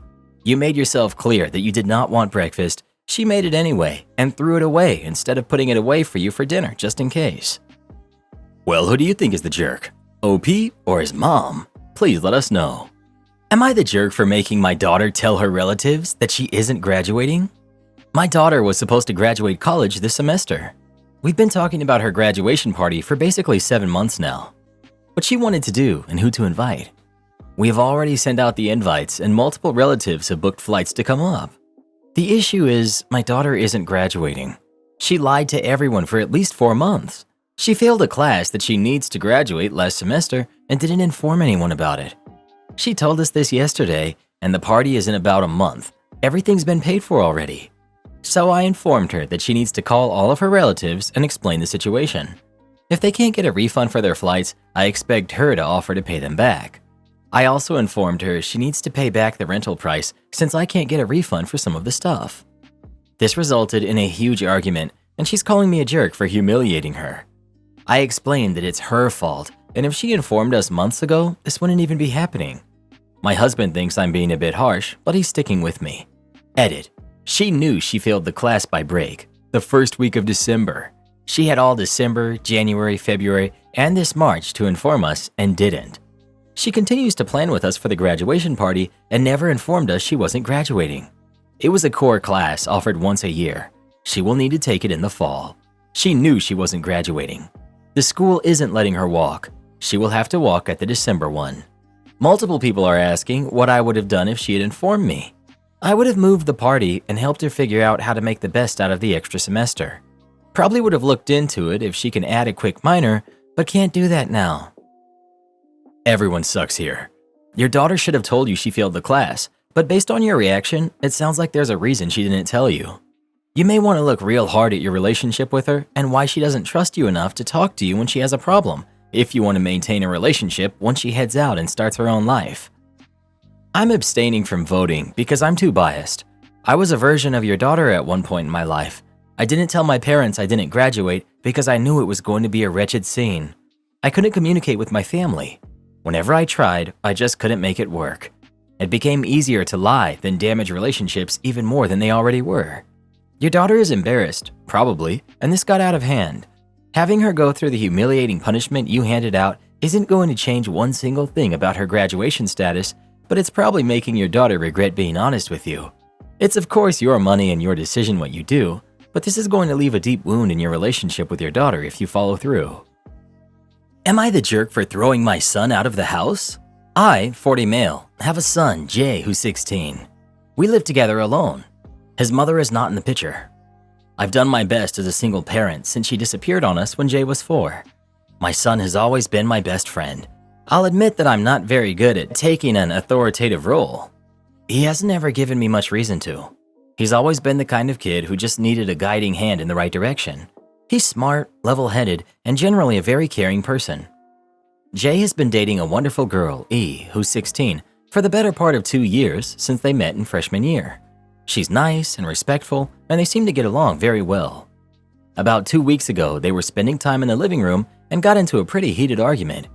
E came to me and asked for a ride home. I let Jay know and asked if he's okay. He said he's a bit frustrated and maybe some space would be a good idea. So a quiet drive to her home, she thanked me and I went back home. I asked Jay what happened and he explained the situation. Not gonna put his business out there, just a common argument among couples, and he said he would talk to her once he had a more level head. Everything sounded reasonable. 3 days ago, Jay told me he had a friend coming over. I say no problem and just let me know if he needs anything. I was beat from overtime and knocked out for a bit. I wake up and I hear a woman's voice downstairs. I come downstairs to see Jay kissing an unfamiliar girl. I asked Jay if he could help me with something quickly. He says sure, and we head to the garage. I close the door and ask, who is that? Jay says she's just a friend. I asked what's going on with E. He responds, well, maybe this will get her to pull her head out of her backside. I said, all right, that's not how I raised you. You know what you're doing is wrong. I explained, if you don't tell E, I will. This didn't seem to register with him. He shrugged me off and walked off to spend time with his friend. I called E's father and I let him know what was going on. Jay is then on the phone getting into an argument. E breaks up with him. He approaches me, gets mad at me. I tell him to accept responsibility, but he refuses. I tell him to pack up his stuff and that until he learns he owes E an apology and accepts responsibility, he will be staying with his aunt. I take his car keys, my sister picks him up, and he leaves upset. It's been 3 days, and my sister tells me he's still angry and Jay refuses to reach out to me. I spoke with my friend about the situation, and he told me that I should have let it be. Jay knows I don't condone cheating, but maybe my buddy is right. Am I the jerk? Edit. I just got off the phone with my son, and he apologized for crossing a line I had drawn in the sand, by his words. I apologized to him and said while I don't condone cheating, I shouldn't have made him feel like his home is something that can be taken away from him. I expressed that no matter what stage of life, he will always have a place to land on his feet here in our home. I told him I won't interfere in his relationships any further. However, if he chooses to do the wrong thing, do not do it in our home. We had a long conversation, and I think we have a better understanding of each other's boundaries and roles now. My son will remain my best friend. There's no one else I'd rather fish with or spend the afternoon talking to. That's not going to change. His friend was unaware he was in a relationship, and she's really upset with him for using her, and he did apologize to E, but she's obviously very upset, and we'll see how things turn out there. Jay understands that what he did was wrong and is obviously upset facing the consequences of his actions. I'd like to thank everyone for your perspectives. I should have put more thought into what I was doing at the time. I still refuse to allow cheating in my home, but a home is not a possession to be taken away from a person. It's his as much as mine, and I never want him to feel like it's off limits to him again. My sister is, of course, giving us both a bit of grief in her lighthearted way. I think you overreacted. At that age, your kid should never have his home taken away. He's 16 years old and obviously not going to settle down with E. I totally agree with the argument, calling E's dad and setting some sort of punishment over that behavior. What that punishment should be, I don't know. That's the hard part about parenting. Everyone sucks here, but you most of all for forcing your kid to stay elsewhere. The punishment outweighs the crime. My town is getting too expensive for service industry workers. The town I work in is rapidly becoming too expensive for blue-collar and hospitality and service workers. Who else is seeing this happening around them? I live in Santa Fe, New Mexico, and work in the service industry as a bartender. I'm in my mid-30s. Since I came here about 5 years ago, many of my coworkers have up and left because they simply can't afford the rent anymore, as many of the places that used to be housing for the working class have been bought up and turned into Airbnbs and other short-term rentals. You can get a pretty scummy one-bedroom for $2,000 a month at this point, if you can get anything at all. Tons of local shops have gone under and been replaced by luxury cowboy boot vendors and shady skincare pyramid schemes with young plastic surgery models aggressively grabbing at wealthy people walking by to hawk their products. There's a ton of conspicuous money laundering happening through art galleries. The same people who throw a tantrum when their service in food or hospitality isn't speedy and immaculate are making it impossible for us to live and work here, and I'm going to be really curious to see what happens in the coming years because there are already so many of these wealthy people loudly going on about how nobody wants to work when we're short-staffed and service is slower than usual at my job. Is anyone else living this right now? Is anyone else in a community that's already beyond mine and pricing people out? What are your thoughts? I worked at a diner in an area going through this on a smaller scale. Went under a couple years ago. In the span of a few years, rent in the area nearly doubled. All the apartment complexes were bought out by big companies, flipped with new cabinets, and 2 to 3 times the rent. It was already hard to find a full staff. It quickly became impossible. Every single place to eat in a 5 to 10 minute radius was desperate. The only employees left were 10% bored spouses picking up a part-time job, 90% teenaged kids of considerable wealth who didn't really need to work, and often, but absolutely not always, work ethic was reflective of that. It was fun explaining to that grumpy old jerk coming in for their coffee in the morning, following a stereotypical, "no one wants to work anymore" complaint. No, dude, they just literally can't afford to work here. I had that problem in northern Michigan. I spent almost 2 years trying to find rentals in the town I worked, as I had been driving over an hour to work every day. My shifts were already 12 hours, so the extra 2-hour commute killed my day. Everything was getting bought up by people renting through Airbnbs, literally flooded the market with Airbnbs, to the point where only 1-bedroom apartments were left. And because of the newly scarce housing availability, those 1-bedroom apartments went from an average of $500 to around $1,500 in a matter of a year or two. I even offered one landlord $400 over their asking price per month out of desperation, but because I did that, he decided to wait to see what other offers he could get. Jerk. I already offered over 40% of what you were asking. His rental sat unused for at least 6 months before I just moved states. Forget Airbnb. I know it wasn't their intent to become a platform for investment businesses to buy up so much property for short-term rentals, but that's what happened. The only way to combat this would be to have anyone intending to Airbnb their property to register with the city and have the city limit the number of Airbnb properties to allow for housing. Just a pipe dream though. I'm in San Diego and it's horrible. I honestly look around and wonder how anybody working fast food or retail affords to live here at all. I make pretty good money at my upscale casual restaurant and I can barely afford life. Same here. Like if I was making the money I am now, even 5 years ago, it would be okay. But even pulling a couple to a few hundred in tips a night, 5 nights a week, I'm barely scraping by. Food is expensive, utilities are through the roof, and my rent is astronomical. And don't get me started on my student loans. One of my best pals works in the industry in San Diego, and he's planning on moving because he can't take it anymore. I just saw a headline today about a job posting in Colorado for $167,000 a year, and they can't fill it because that's not enough to live on in that area. Checking in from Savannah, Georgia, to say it's the same situation here. If it's not Airbnbs, it's people selling their $600,000 homes in California, Michigan, or Ohio, wherever, to move here and buy up all of our $350,000 homes because they get so much more for their money. Then they can't understand why their property taxes keep going up after tons of other people do the same thing. Karen demands my asthma inhaler. So the story goes, me, my friend, and our significant others planned a road trip for a couple days. We all had 3 months to plan ahead. For context, my friend's boyfriend and I have asthma. My asthma is so severe that I have disabled parking and an SDIT. I don't know how severe his is, but I feel it's relevant to add that he smokes. Almost every time we all hang out, he asks to use my inhalers, and I give them to him without a second thought. Before we left for the trip, I let my friend know that I didn't have the means to be sharing my inhalers with him. As you've probably already guessed, he asked to use one of my inhalers on the last day of the trip. I gave him one of them to use, and I thought nothing of it until last night, 3 weeks later.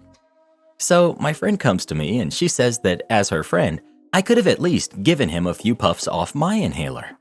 I told her that she was coming across as selfish for being upset with me over the inhalers that I rely on and pay for, and I didn't understand how she had any place to be upset when I literally shared my inhaler when he asked. She said that the inhaler that I shared with him wasn't my rescue inhaler, and therefore didn't help him, and she had to watch him suffer on the way home because of it. Asthma medicine shortage aside, I really just don't understand how I was wrong for being concerned about my health too. I love her and we've been friends for a long time, but I just don't see how I was wrong for giving him one inhaler over the other when he didn't even bother to specify which one he wanted. So, am I the jerk for not giving him my rescue inhaler? Edit. A couple of things to add. I know it's not sanitary. I disinfect the inhalers every time they get used.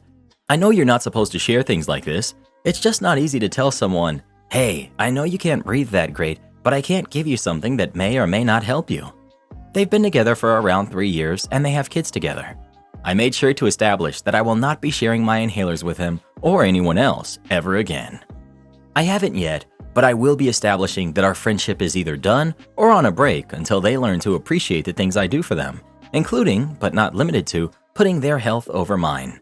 There's been a few people who have wondered why I gave him one inhaler over the rescue, even though he never specified. Since this was a while ago, I don't fully remember the details, but I think it was in the morning, and I'm not a morning person. I also have ADHD, so my daily is next to me at night, so I remember to take it in the morning. It was the inhaler that was closest to me, and I wasn't in the mood to put forth the effort to get my rescue inhaler out of my purse or duffel bag. Maybe I was being subconsciously passive-aggressive, I understand that now. Maybe everyone's the jerk in this situation, but my conclusion is this. It's just as much my responsibility to take care of my health as it is his responsibility to take care of his. I would never just let my friend get hurt, but I can do that without putting my life at risk too. Thank you all, you've been a great help. Your asthma requires disabled parking. His asthma allows him to smoke. You are not the same. Not the jerk. Not the jerk. Honestly, you need to cut this friend out of your life immediately. She's more worried about her jerk boyfriend's suffering than about your very life. Doctors don't issue prescriptions for rescue inhalers for funsies. They do it because you could literally get hurt if you have bad asthma attacks. She may have been your friend for a long time, but our actions always show our true values more than any words. Her actions scream, "I don't care if you could get hurt from an asthma attack, as long as my boyfriend is okay." My daughter expects me to pay for her college, and I don't know what to do. I, 52 male, have 2 kids, a son who's 26 and a daughter who's 19. When my son went to college, I thought college would open up opportunities and he was supposed to major in computer science, but he failed a bunch of classes and changed his major to something less lucrative. He went out of state, and I now realize that this was a poor investment. I didn't want to make the same mistakes with my daughter. She also wants to do computer science, and last year she got into a foreign university in the UK, which she says is like Stanford over there, Cambridge. I didn't want the same thing to happen to her, so I told her that I can't help her pay for that and to go to a local state university or community college, then transfer. She ended up not going and deferred her admission to see if this year she can get a loan, which I'm not for, but it is her life, or if she can get a scholarship for a better American college. She seems a little annoyed at me since effectively her brother got more money, but that was before I knew better. I can afford the same for her, but it would be tighter now, and I don't want that same thing to happen, especially if it would be for a foreign degree. I suspect the same could happen to her since her brother was typically the brighter one while she just pushed herself the last years of school. Am I the jerk here? You're the jerk. Gee, my daughter wants to go to one of the top universities in the world, but she's not the smart one, and since my son couldn't hack it, clearly she won't either. Good luck maintaining that relationship. My girlfriend thinks I don't make enough money even though I make $130,000 a year. I'm 24 years old, and I currently earn a salary of $130K. My girlfriend of nearly 3 years often compares me to her friends, coworkers, my friends. Anyone who she knows earns more money than I do. She constantly tells me she thinks I'm underpaid. She's extremely driven by money, whereas I'm not. She's 27. Most of her friends are a year or 2 older than her. Those friends have partners who are older than even they are, and so a few of them make a decent amount more than I do. And I'm reminded of this every so often, and I'm so tired of it. For comparison, my girlfriend just got a raise and is making around $115K now. Also, for more info, I was making $70K when we started dating, so I've gotten $60,000 extra over 3 years, but it's still not enough. I'm not bragging here, but I flat out know that I'm on good money for someone my age, but it hasn't ever been about money to me. As a teenager, I was very depressed and insecure, and when I finished high school, I vowed to turn my life around and make happiness my #1 priority. And that's what I did, and that's how it remained. The problem is that happiness isn't her top priority. It's money. She just wants to be rich, and personally, I don't care enough about that to sacrifice my happiness. Her boss is about 15 years older than her, makes about $400K, and flies business class everywhere. And when my girlfriend found out about this, she said her #1 goal is to fly business class everywhere. Sure, business is nice, but I'm just not so aligned with what she wants in life, and at 3 years into this relationship, I don't know what to do about it. I'd say about 75% of the time together we're happy, usually when we're not talking about things related to money. She's constantly pressuring me to leave my job while I love my current job and have continuously gotten new opportunities internally and really don't want to leave. She makes me feel inadequate when I know that I'm doing really well for my age, and it sucks. As a person who wants to prioritize my happiness, my current job and pay should be a reason for me to be happy, and it usually is until she makes me feel unhappy about it. I guess I'm struggling to work out what to do. I feel like I can't take this for much longer, but honestly, I'm afraid of breaking up. How should I handle a situation where my partner values money more than I do to the point that it makes me so unhappy, but I'm happy with many other aspects of our relationship? I'll put this very plainly for you. Your girlfriend cares more about your salary than about your happiness. I agree, you make very good money, especially for your age, and most importantly, you're really happy at your current position. He makes like 2 times the average US salary at 24. She has an extremely limited worldview. It's called spoiled, and probably had super rich friends growing up and was jealous of all they got. You're 24 years old, you make $130K, and she's upset that you don't make more money? You gotta let her go, bro. This is gonna be a problem for years to come. Dumper. She'll never be happy and want more. It'll be $130K isn't enough now. Then you make $200K and that won't be enough. Unless you really love this girl, then Godspeed. But no, you want someone that's going to motivate you to be happy and feel like she's building a future with you and not having you do all the work. Well, what would you do in this situation? Would you break up with your girlfriend or not? Please let us know. Oh, I hope he breaks up with her. Let her find someone as shallow as she is. Am I the jerk for refusing to attend my mom's Renaissance Fair themed birthday party? My mom recently turned 50 and my family has been experiencing some tension. I'm currently planning a wedding and my mom has been nothing but cold and standoffish with my bride-to-be. I've addressed her behavior multiple times and the answer is always, well, she isn't my fiancé. Well, I'm shy. Well, you picked her, not me. I finally blew up and we had a long heart-to-heart and she confirmed my fears that she doesn't like my fiancé much and finds her annoying and vapid. I told her if she ever acted on those feelings, she will be disinvited from the wedding. My fiancé recently had a bridal shower/bachelorette weekend at Disney, as she's a huge Disney person. Growing up, we rarely went to Disney, as my stepdad and I preferred Universal. I never knew my mom had opinions regarding Disney though, but it got back to me that she was making fun of the bridal shower, calling it things like lame and embarrassing. When I confronted her, she expressed her concerns. She felt it was self-indulgent that she was having so many pre-wedding events, and she was salty about being given a matching shirt to wear. Apparently, she didn't want to be in the bride squad. She tried to brush this off by saying Disney was childish and themes are lame. I ended up skipping my mom's birthday trip to Italy due to other commitments. To be fair, she was cool with this. I planned on taking her to dinner sometime since 50 is a big deal. But I received an invitation to a surprise party on the day of her actual birthday and decided to attend. When I got there, it was full of Renaissance Fair themed, costumes, games, food, performers. It was like her own personal fair. Now, I don't think people would suspect this because she gives off cool vibes, but my mom loves Renaissance fairs. To be honest, it was an amazing party, probably one of the sickest parties I've seen, but I immediately felt upset. How the heck is a Renaissance fair less cringy, childish, or embarrassing than Disney? And why isn't it excessive that my mom had a trip abroad plus this party? I just could not stop thinking, what a hypocrite. My mom walked in and was surprised. Then she went to change and I couldn't take it anymore. I told my aunt I was leaving and that if my mom wanted me, she could call and personally apologize to my fiancé.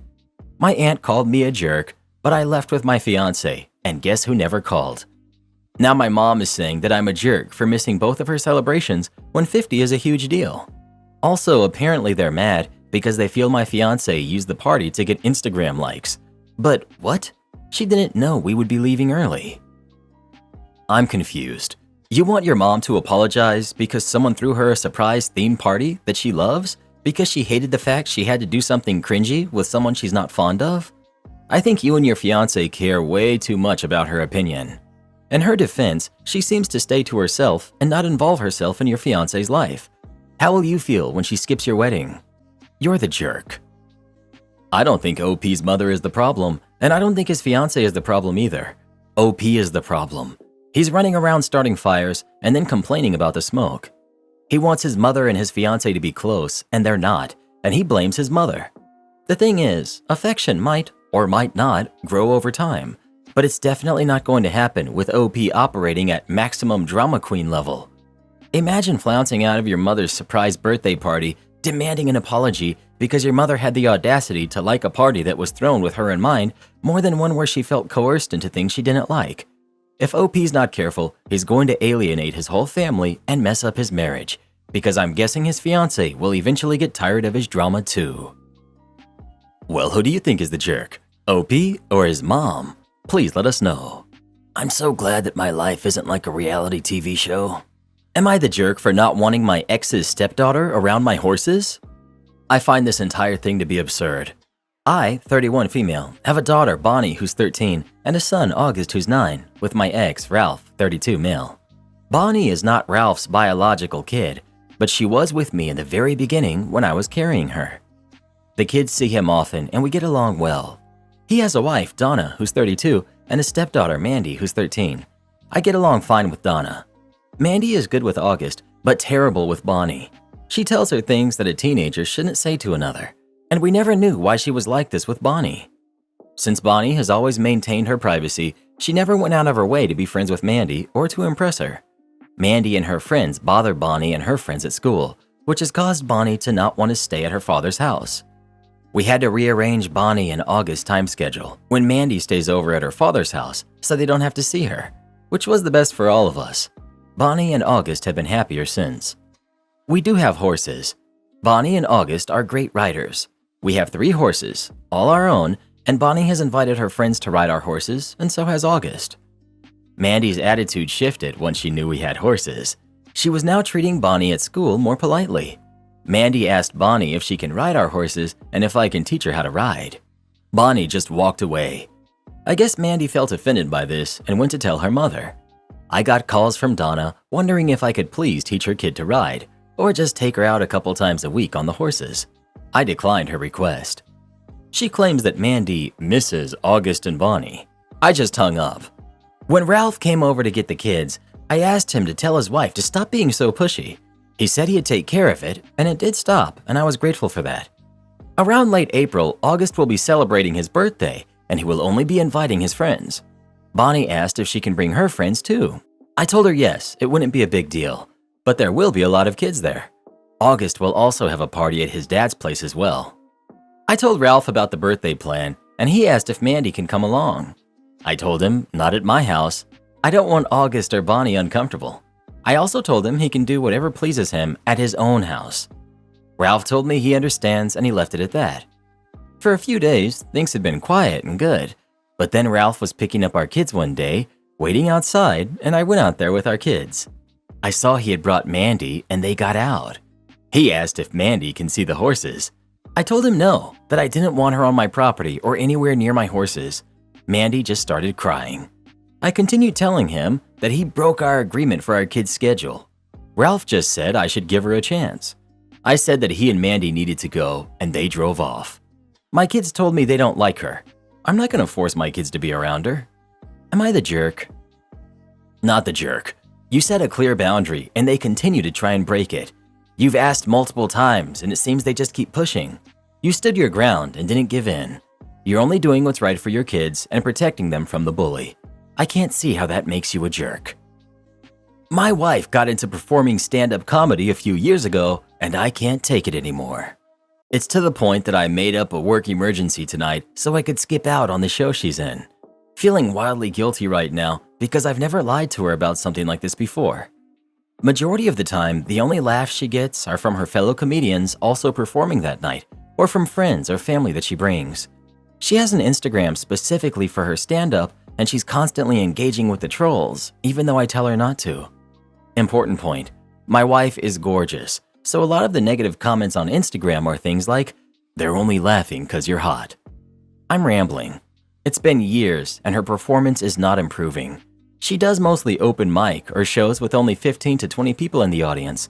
She doesn't make money. She isn't taking any one-on-one coaching or classes like I've gently encouraged. I just can't keep watching her bomb every other weekend, and I'm tired of her engaging with random weirdos on Instagram. How do I tell my wife that she sucks at her new passion? Or, how the heck do I help my wife improve her skills if she isn't willing to put in the work to make those improvements?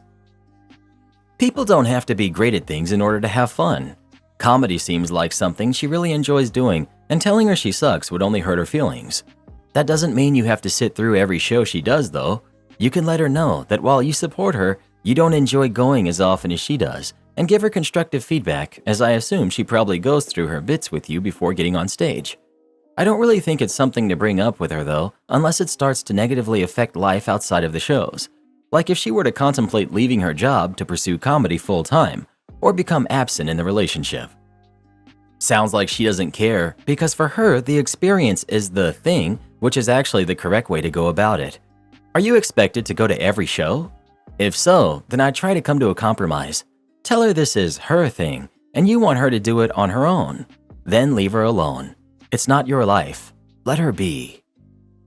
Am I the jerk for telling my mom's husband, I'm so glad he didn't get to name me? My mom and her husband are expecting a baby together. I'm 17, female, and was my mom's only child until she got pregnant. Her husband has no kids. So some context on this. My name is a bit of a sore issue with my mom. When she and my dad were expecting me, she wanted to name me Evelyn Beatrice. My dad didn't like either name, but said one could be a middle name if they found a name together that they liked. My mom wasn't happy about this, and after my dad refused to give in to Evelyn Beatrice being my full name, she asked for a coin toss, and if she won, she could call me Evelyn Beatrice, and if my dad won, he could name me. My dad won the coin toss. He offered Mom the chance to work together, and she only wanted Evelyn Beatrice. So my dad named me. My first name is Ren, and my first middle name is a traditionally boy's name. He also gave me Beatrice as a second middle name because he did want Mom to have some say. So I have 3 names, but I go by Ren. And typically, if I'm asked to write my middle name for something, I only use one middle name, and it's usually the one my dad gave me because I like it way more than Beatrice. But my mom has always regretted this, and she has always told me that. It also stung for her that he included Beatrice, but wouldn't let her name me Evelyn Beatrice. When my dad passed, she seemed to get really frustrated about it, even though it was 9 years after the fact. But I digress a bit. My name is a sore spot for my mom, and she still wishes she had named me Evelyn Beatrice. Her husband of 14 months and I do not get along that well, and I find him to be a really condescending jerk. He has mocked my first name several times and asked me if I'm supposed to be a bird. He also told me my dad was dumb for naming me 2 names that are so unusable for me, a girl. My name comes up way too much while they're trying to name their kid.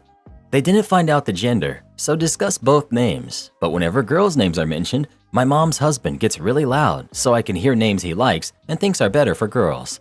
He likes old-fashioned names and has brought up a few times that I would have been better off as an Evelyn when he's speaking his own favorites loudly. Those favorites include Susan, Helen, Dorothy, Lucinda, Agnes, stuff like that. So a couple of days ago, when I was doing homework and he was doing his really loud talk about names, I snapped and told him I'm so glad he didn't get to give me any of his awful taste in names.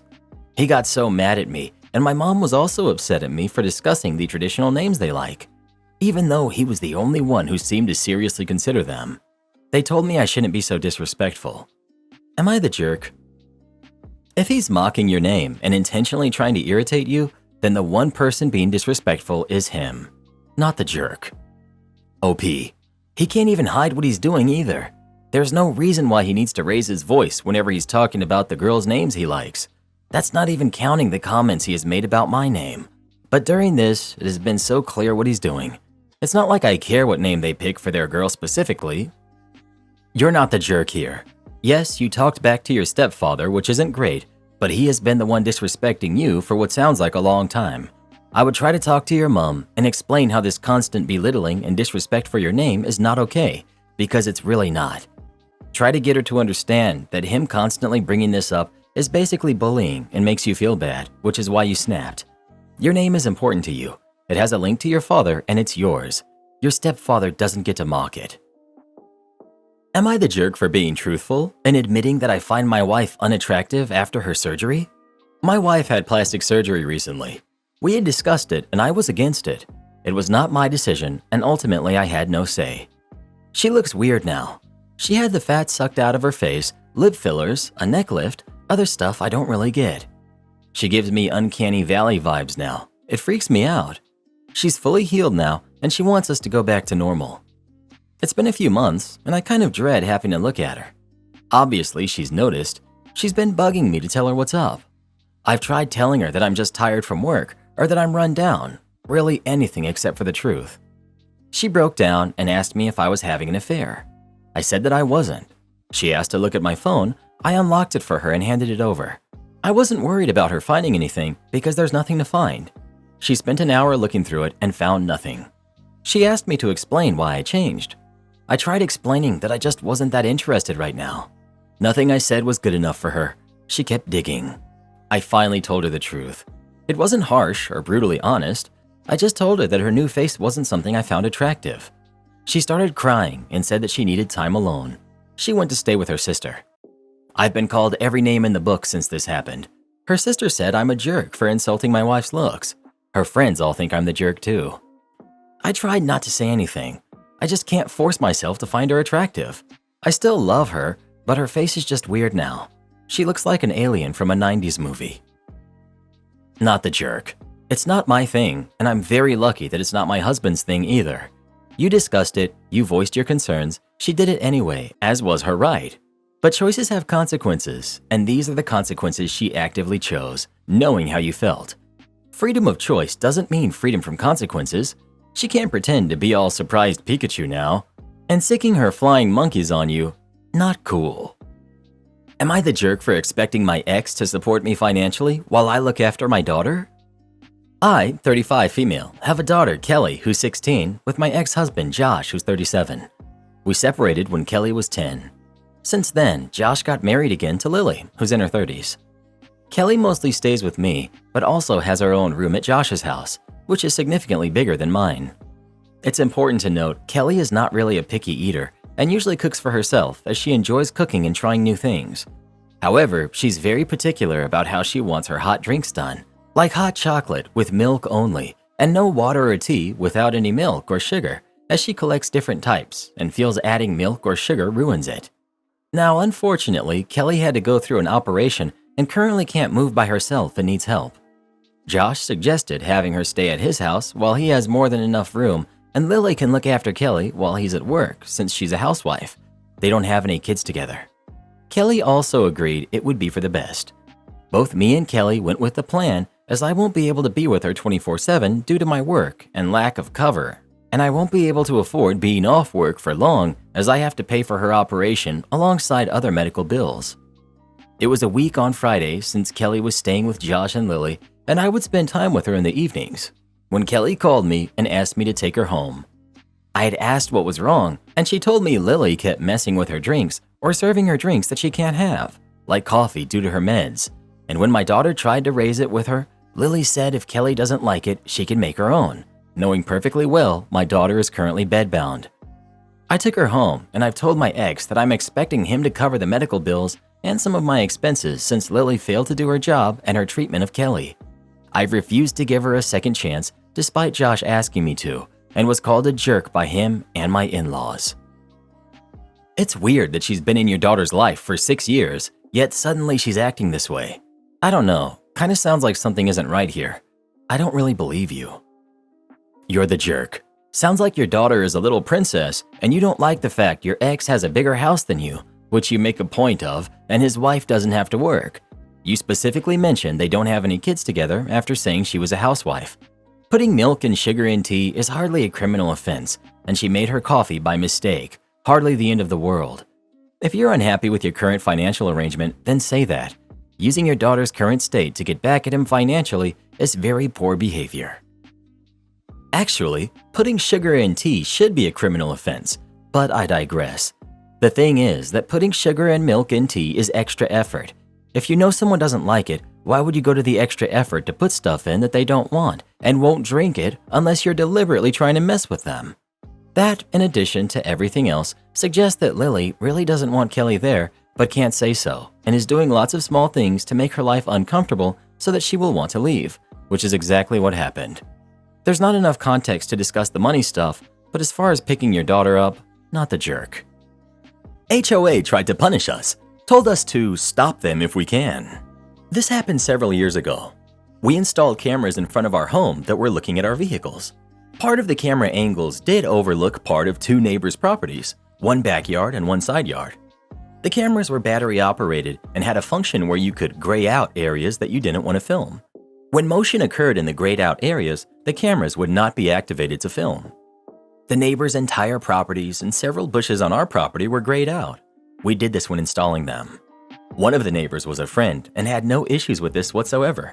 We showed her the camera angle, and she said she didn't care whether or not we grayed out that area. We still left it grayed out over battery life concerns. The other neighbor's name was Karen. Not really, but we all know why I chose that name. Karen was on the HOA board. As you can imagine, we didn't get along with Karen or the HOA board. We told Karen about the camera and showed her the grayed out areas at the same time that we told our friendly neighbor about it. It was simply an FYI conversation. We're not on friendly terms, not an asking permission conversation. She told us to take the cameras down immediately or we would regret it. About a week after we hung the camera up, we got a notice from our HOA that we were violating the bylaws. The bylaw in question? A nuisance to your neighbors bylaw. There wasn't a specific bylaw preventing placement of the cameras, so this is all they could find to try and punish us. We responded with a letter detailing how we were not violating any bylaws or laws in general, and we asked them to cease and desist. We all know how these stories go though. They did not cease, and they certainly did not desist. Their first response? The HOA has the right to enforce these bylaws. Try to stop us if you think you can. These types of responses were, unfortunately, quite common from this board. We entered this battle with one goal in mind, to cost them as much money and time as possible. The HOA hired a lawyer specifically to fight us. To my knowledge, this has not happened to any other residents. In the following 4 months, we ended up costing the HOA over $4,000 in lawyers' fees fighting this battle. For reference, the entire HOA income was $25,000 a year. When it came time for our official HOA hearing over the matter, we had successfully postponed it, thanks to an attorney friend, 3 separate times. There were over 100 back and forth emails with the HOA attorney and ourselves. Each one of those emails was a 15-minute expense from the HOA. And I was happy to follow up a follow-up question with another follow-up question if it meant the HOA attorney was going to keep billing them. Did I say follow-up enough times? We didn't actually want to take this battle to court, so we ended up removing the cameras the day of the hearing to prevent being fined, even if the fine wouldn't hold up in court. The HOA decided in the hearing that we were guilty, surprise, surprise, of violating the bylaw. They couldn't fine us, as the bylaws don't allow a fine until after a hearing has been held, and the cameras were already removed. In the end, the punishment was a sternly written piece of paper on the attorney's letterhead, delivered via certified mail, that stated that we were not allowed to place a camera on our home that had the potential to invade a neighbor's privacy. Keep in mind, the letter specifically stated the camera could not be placed on our home. We left the cameras off the home for about 4 months, until the annual HOA meeting. You should have seen the look on the HOA board's faces when I asked them to explain the $4,000 line item for attorney's fees that simply stated title searches and attorney fees. The board actually tried to hide the fact that they spent $4,000 trying to fight us over a couple of cameras by putting the fees in as title searches. Needless to say, that meeting did not go well for them. About half of them lost their positions on the board. The other half, including Karen unfortunately, remained on the board. About a week after the annual meeting, we installed new cameras, facing the same direction as the prior cameras. Only this time, we installed a post in the ground and mounted the cameras to the post. The admonishment we received after the hearing specifically stated that we were not allowed to install cameras on our home and said nothing about putting them on a post. They did send a letter to try to tell us to remove the cameras, but a sternly worded response indicating that we were prepared to fight them actually worked this time around. I guess they didn't want to spend another $4,000 fighting us. We didn't receive any follow-up responses, and the cameras on the post are still installed to this day, over 2 years and running strong. My son's girlfriend is hogging up all of our water. My husband thinks I'm in the right, but my niece helped me make this post to help see what other people think. I, 52 female, have 3 sons, ages ranging from 13 to 20. My oldest son, who's 20, has a girlfriend who's 19 that hangs around our house a lot. It's a really small house and doesn't have a lot of space. She's a nice girl, but gets on my nerves sometimes because she's always over. I really don't think she's right for my son either.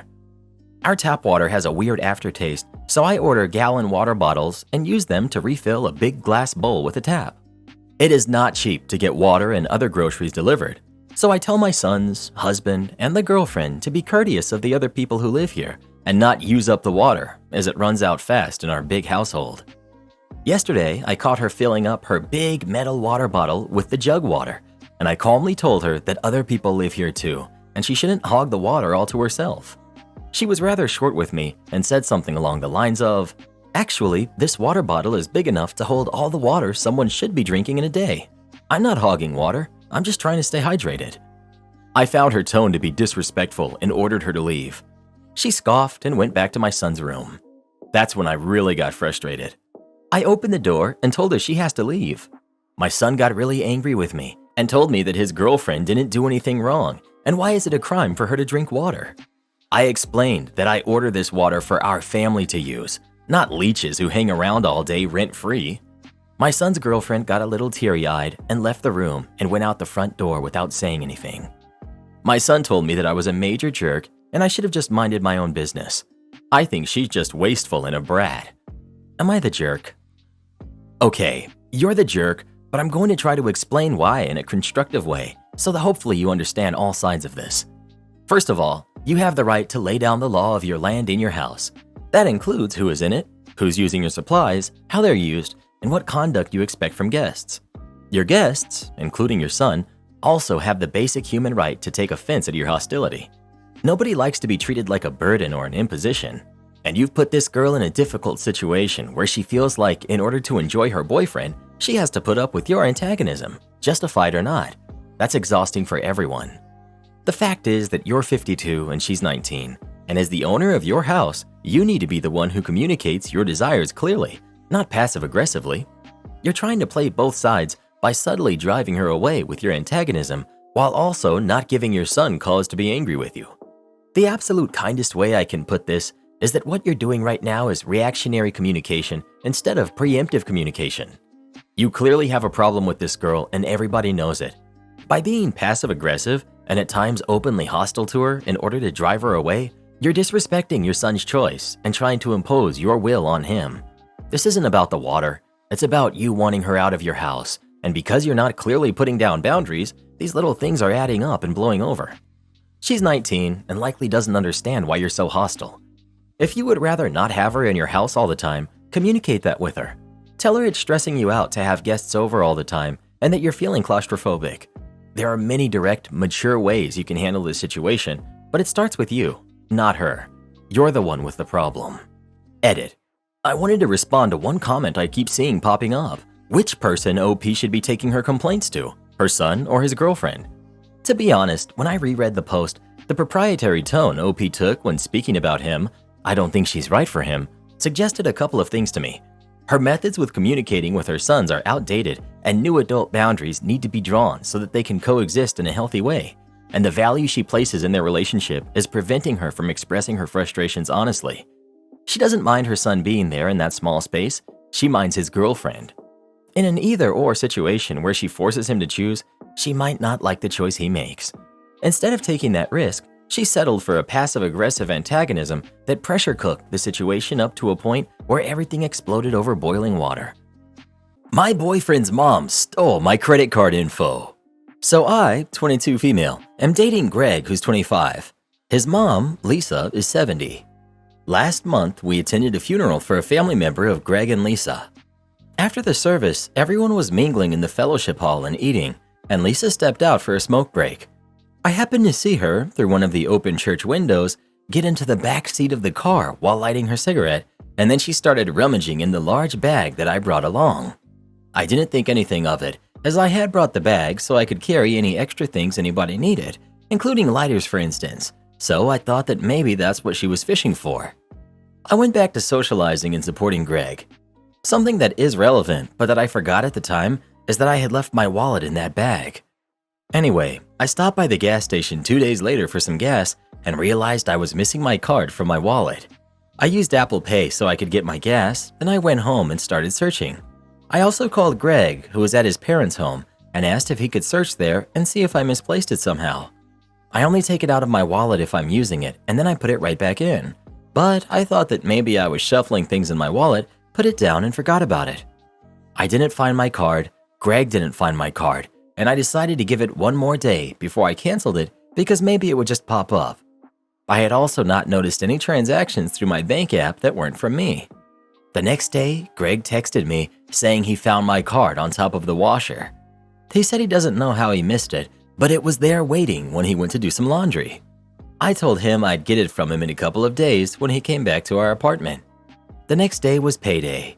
I checked my account to see what I made, and I noticed directly below the deposit was a withdrawal for an Amazon order. I haven't placed an order for anything from Amazon in weeks, and checking on my account confirmed that. I asked Greg if he used my card to make a purchase, and he said no, of course not. He would never do so without asking. I canceled the card and reported potential fraud, and then it was discovered that Lisa had used my card for the purchase because she couldn't find hers. She said she would pay me back soon and that she really needed it. I don't know what she thought, but I don't care considering she stole my card. She also apparently has a history with gambling and stealing. She has taken money from Greg before, and a driving factor of her divorce with Greg's father was that she stole most of his savings while they were separated. He has never recovered the money, but it was almost $500,000. I decided I would involve the cops, and now Lisa is furious and saying that I'm being a brat and a lot of other insults, and that I could have just waited for her to pay me back, even though she also has a rep of not paying people back. Edit. No, Lisa did not have Greg when she was 45. She and her now ex-husband adopted him as an infant. Not the jerk. She stole from you, then tried to turn it around and make you the bad guy. You did the right thing by involving the police. She broke the law and your trust. She should be charged for her actions. Don't back down. My husband adopted a Burmese python. It terrifies me and I want to rehome it. 6 months ago, our corn snake unexpectedly passed away. My husband and I were both very upset. He was a cute little guy and still very young. My husband has owned several small reptiles during his lifetime, and he told me he was thinking of trying a milk snake this time instead of a corn or a garter. Instead, 2 months after our corn snake had passed, he came home with a baby Burmese python. Apparently, it's always been his dream to own a Burmese. Not only am I really upset that he got something like that without consulting me, on the upside where we live they are legal, but I had several reservations that have only grown since we've owned it. I have GAD, and that thing triggers my anxiety like no other. When I was doing research about Burmese pythons, I kept reading stories of how dangerous they are to pets, kids, and even their owners. So now I'm freaked out and I have barely slept for 4 months. This is made worse by the fact that my husband has no experience with large snakes, and the larger the python grows, the more it shows, and also by us having a cat. The other snakes we've had, such as our corn snake and my husband's old garter snake, pose no threat, but now I constantly worry that the python is going to get out and eat her. I've taken to locking the cat in our bedroom at night, which interferes with our sleep since she meows and scratches at the door, and I constantly worry about her when she's home alone. I'll reiterate, this thing is huge. He's already 6 feet long. I'm home more than my husband, so I have to feed it and change its substrates often. I hate doing both so much, especially now that he's graduated to eating rabbits and pigs.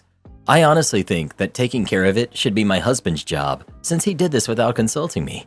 But I'm not going to let it go hungry or live in its own waste out of pride. I honestly don't think we'll be able to give this snake the best quality of life, which I think is essential for all pets. He's getting too big for the tank that he's in, which is his third since we've gotten him, and I don't think we have the room in our house for an enclosure my husband wants to build for him. His food is very expensive and eating into our savings, but it's what he needs, so he can't downgrade. The python does not deserve to live in a tiny space and eat inadequate food because my husband wanted one as a kid. And at the same time, it's just too expensive for us.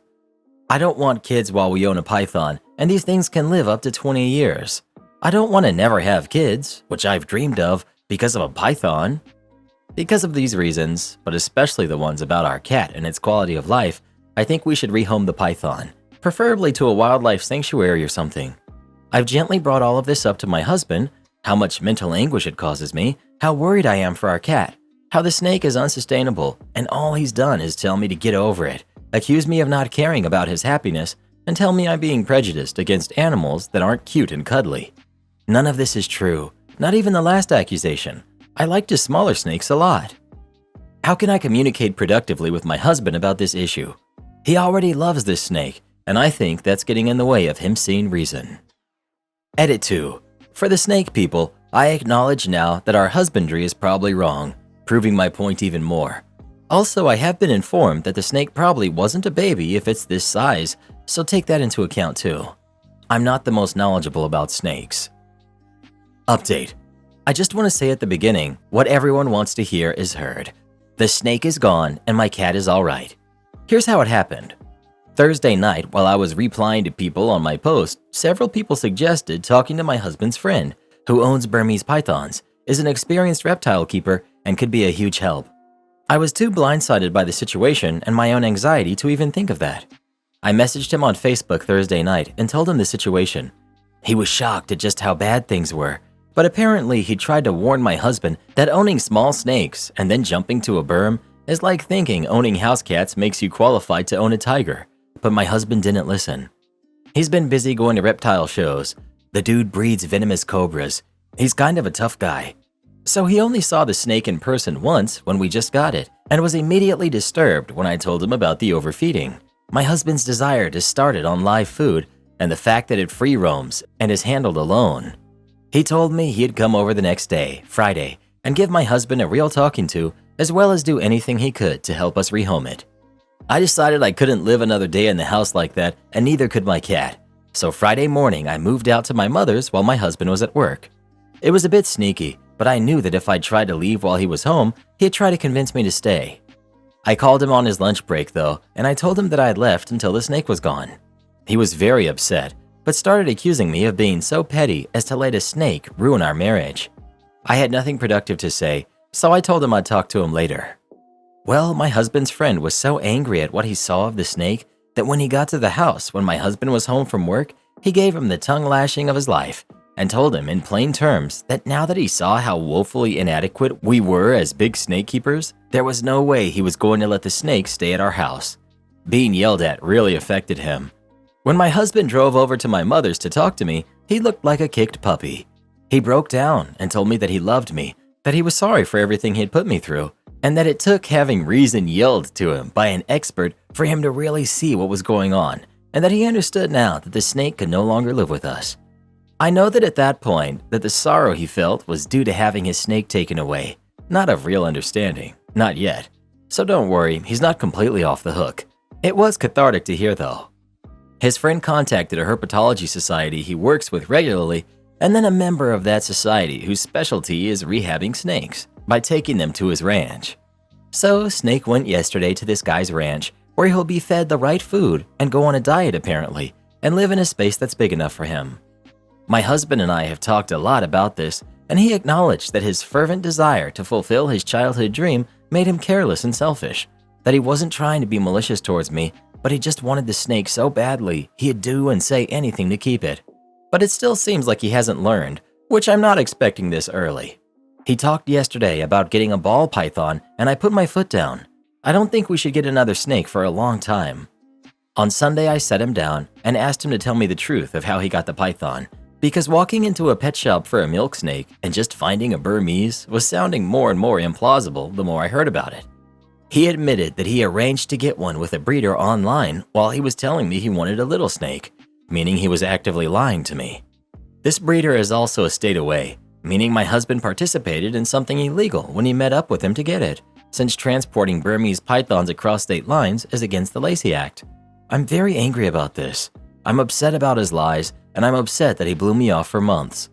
He admitted he lied just because he knew I would say no, which shows such an immaturity that almost disgusts me. I'm upset that he broke the law. I'm upset that he only listened to what I told him when it came from someone else. Apparently, he's been having a quarter-life crisis that he didn't tell me about because he feels he should have accomplished more with his life at 26. He never went to college. I feel sympathy for him for that, but that's no excuse to treat me this way. I moved back home with Kitty last night, but our marriage is in severe jeopardy right now due to the lying and the lack of respect my husband has shown me. But I made vows to stick with him, and I don't take those lightly. We're going to be getting counseling, which I hope will make him really see what was wrong with what he did, rather than a knee-jerk response to being in trouble, so to speak, and will strengthen us. If not, well, I'll have to consider my options. Update 2. Therapy has been going well. My husband has been doing everything right. He's been contrite, open-minded, and treats me like a princess at all times. I can tell at home that he's making a conscious effort to listen to my opinions and thoughts and incorporate our therapist's suggestions into our lives. I feel like the hugest jerk saying this, but I don't think it's good enough. Over these past weeks, I've had to come to terms with the fact that something about how I view my husband has fundamentally changed. And finally, after extensive soul-searching a few days ago, I realized what it was. I have no respect for his intelligence anymore after all of this. That is very, very important to me, and now it's just gone, and I just don't know how it can come back without him getting a personality overhaul. It's ruined my physical attraction to him. I used to have high libido, but after all of this, I don't. Despite all the changes he's making, he's still himself, but I just don't like him now. He's still his goofy, absent-minded self who needs me to balance the checkbook and pack his lunch. I can't respect that anymore. I don't want to be his mom or a naggy sitcom wife. I used to love doing these things for him. Throughout our relationship, I've taken care of him, patched him up, and helped him solve his problems. I always saw it as the ultimate expression of love. Now, I'm just sick of it. He can tell something's wrong. He's irritated about my lack of forgiveness. I realized the other day that I love him dearly as a friend. I've known him since I was 9, but I no longer love him as a husband. That devastates me. I can't believe I'm thinking divorce after less than a year of marriage. I feel like such a failure. I haven't broached these feelings in therapy yet because they crystallized only a few days ago. But I don't know how to start because I know saying them will mean my marriage will be over. I have talked to my mom and friends about this, and they all tell me to wait longer, to stick it out because I made vows. But I feel like I found out something fundamentally about my husband that I wish I never had, and that nothing can be the same now. Am I the jerk for going to my birthday dinner without my husband when he wasn't ready on time? I'm 40 female. It was my birthday a few days ago, and we had a reservation for a table at a nice restaurant at 7 p.m. It takes about 20 minutes to drive to the restaurant, so I plan to leave the house at 6:30 to account for time in traffic and picking up my father. My husband, who's 43, had decided to do a bit of work on his car about half an hour before we needed to leave. At 6:30, when the kids and I were waiting by the door, he was still doing it. He hadn't changed, hadn't showered. I told him to quickly get ready, but it got to 6:50 and he still wasn't ready yet, so I decided to just leave without him. He has a habit of always running late when we go out, and he's always the last one to be ready. Normally I can tolerate it since it only sets things back by 10 minutes at the most, but my birthday dinner was important to me and I had been looking forward to it for weeks. Making us wait for 20 minutes was not okay, so I yelled out that we were leaving and we left because I didn't want to lose the table since we would have arrived at about 7:20. I called the restaurant to let them know we would be late, and we luckily still had our table. But my husband didn't show up at the restaurant, and when we got home, he was mad at me. I told him that I was tired of him not respecting my time and always making people wait for him, and that he could have made his own way to the restaurant. My father agreed with my decision to leave without him, but my kids were a little upset that he wasn't there to have dinner with us. So, am I the jerk? When you say the kids were upset, do you mean they were upset with him or you? OP. The kids were upset because my husband wasn't ready and because I was stressing. They thought he didn't want to spend any time with us. They have personally been let down by him when it comes to things like him picking them up from a friend's house. Is he late for things he wants to do and other things? OP.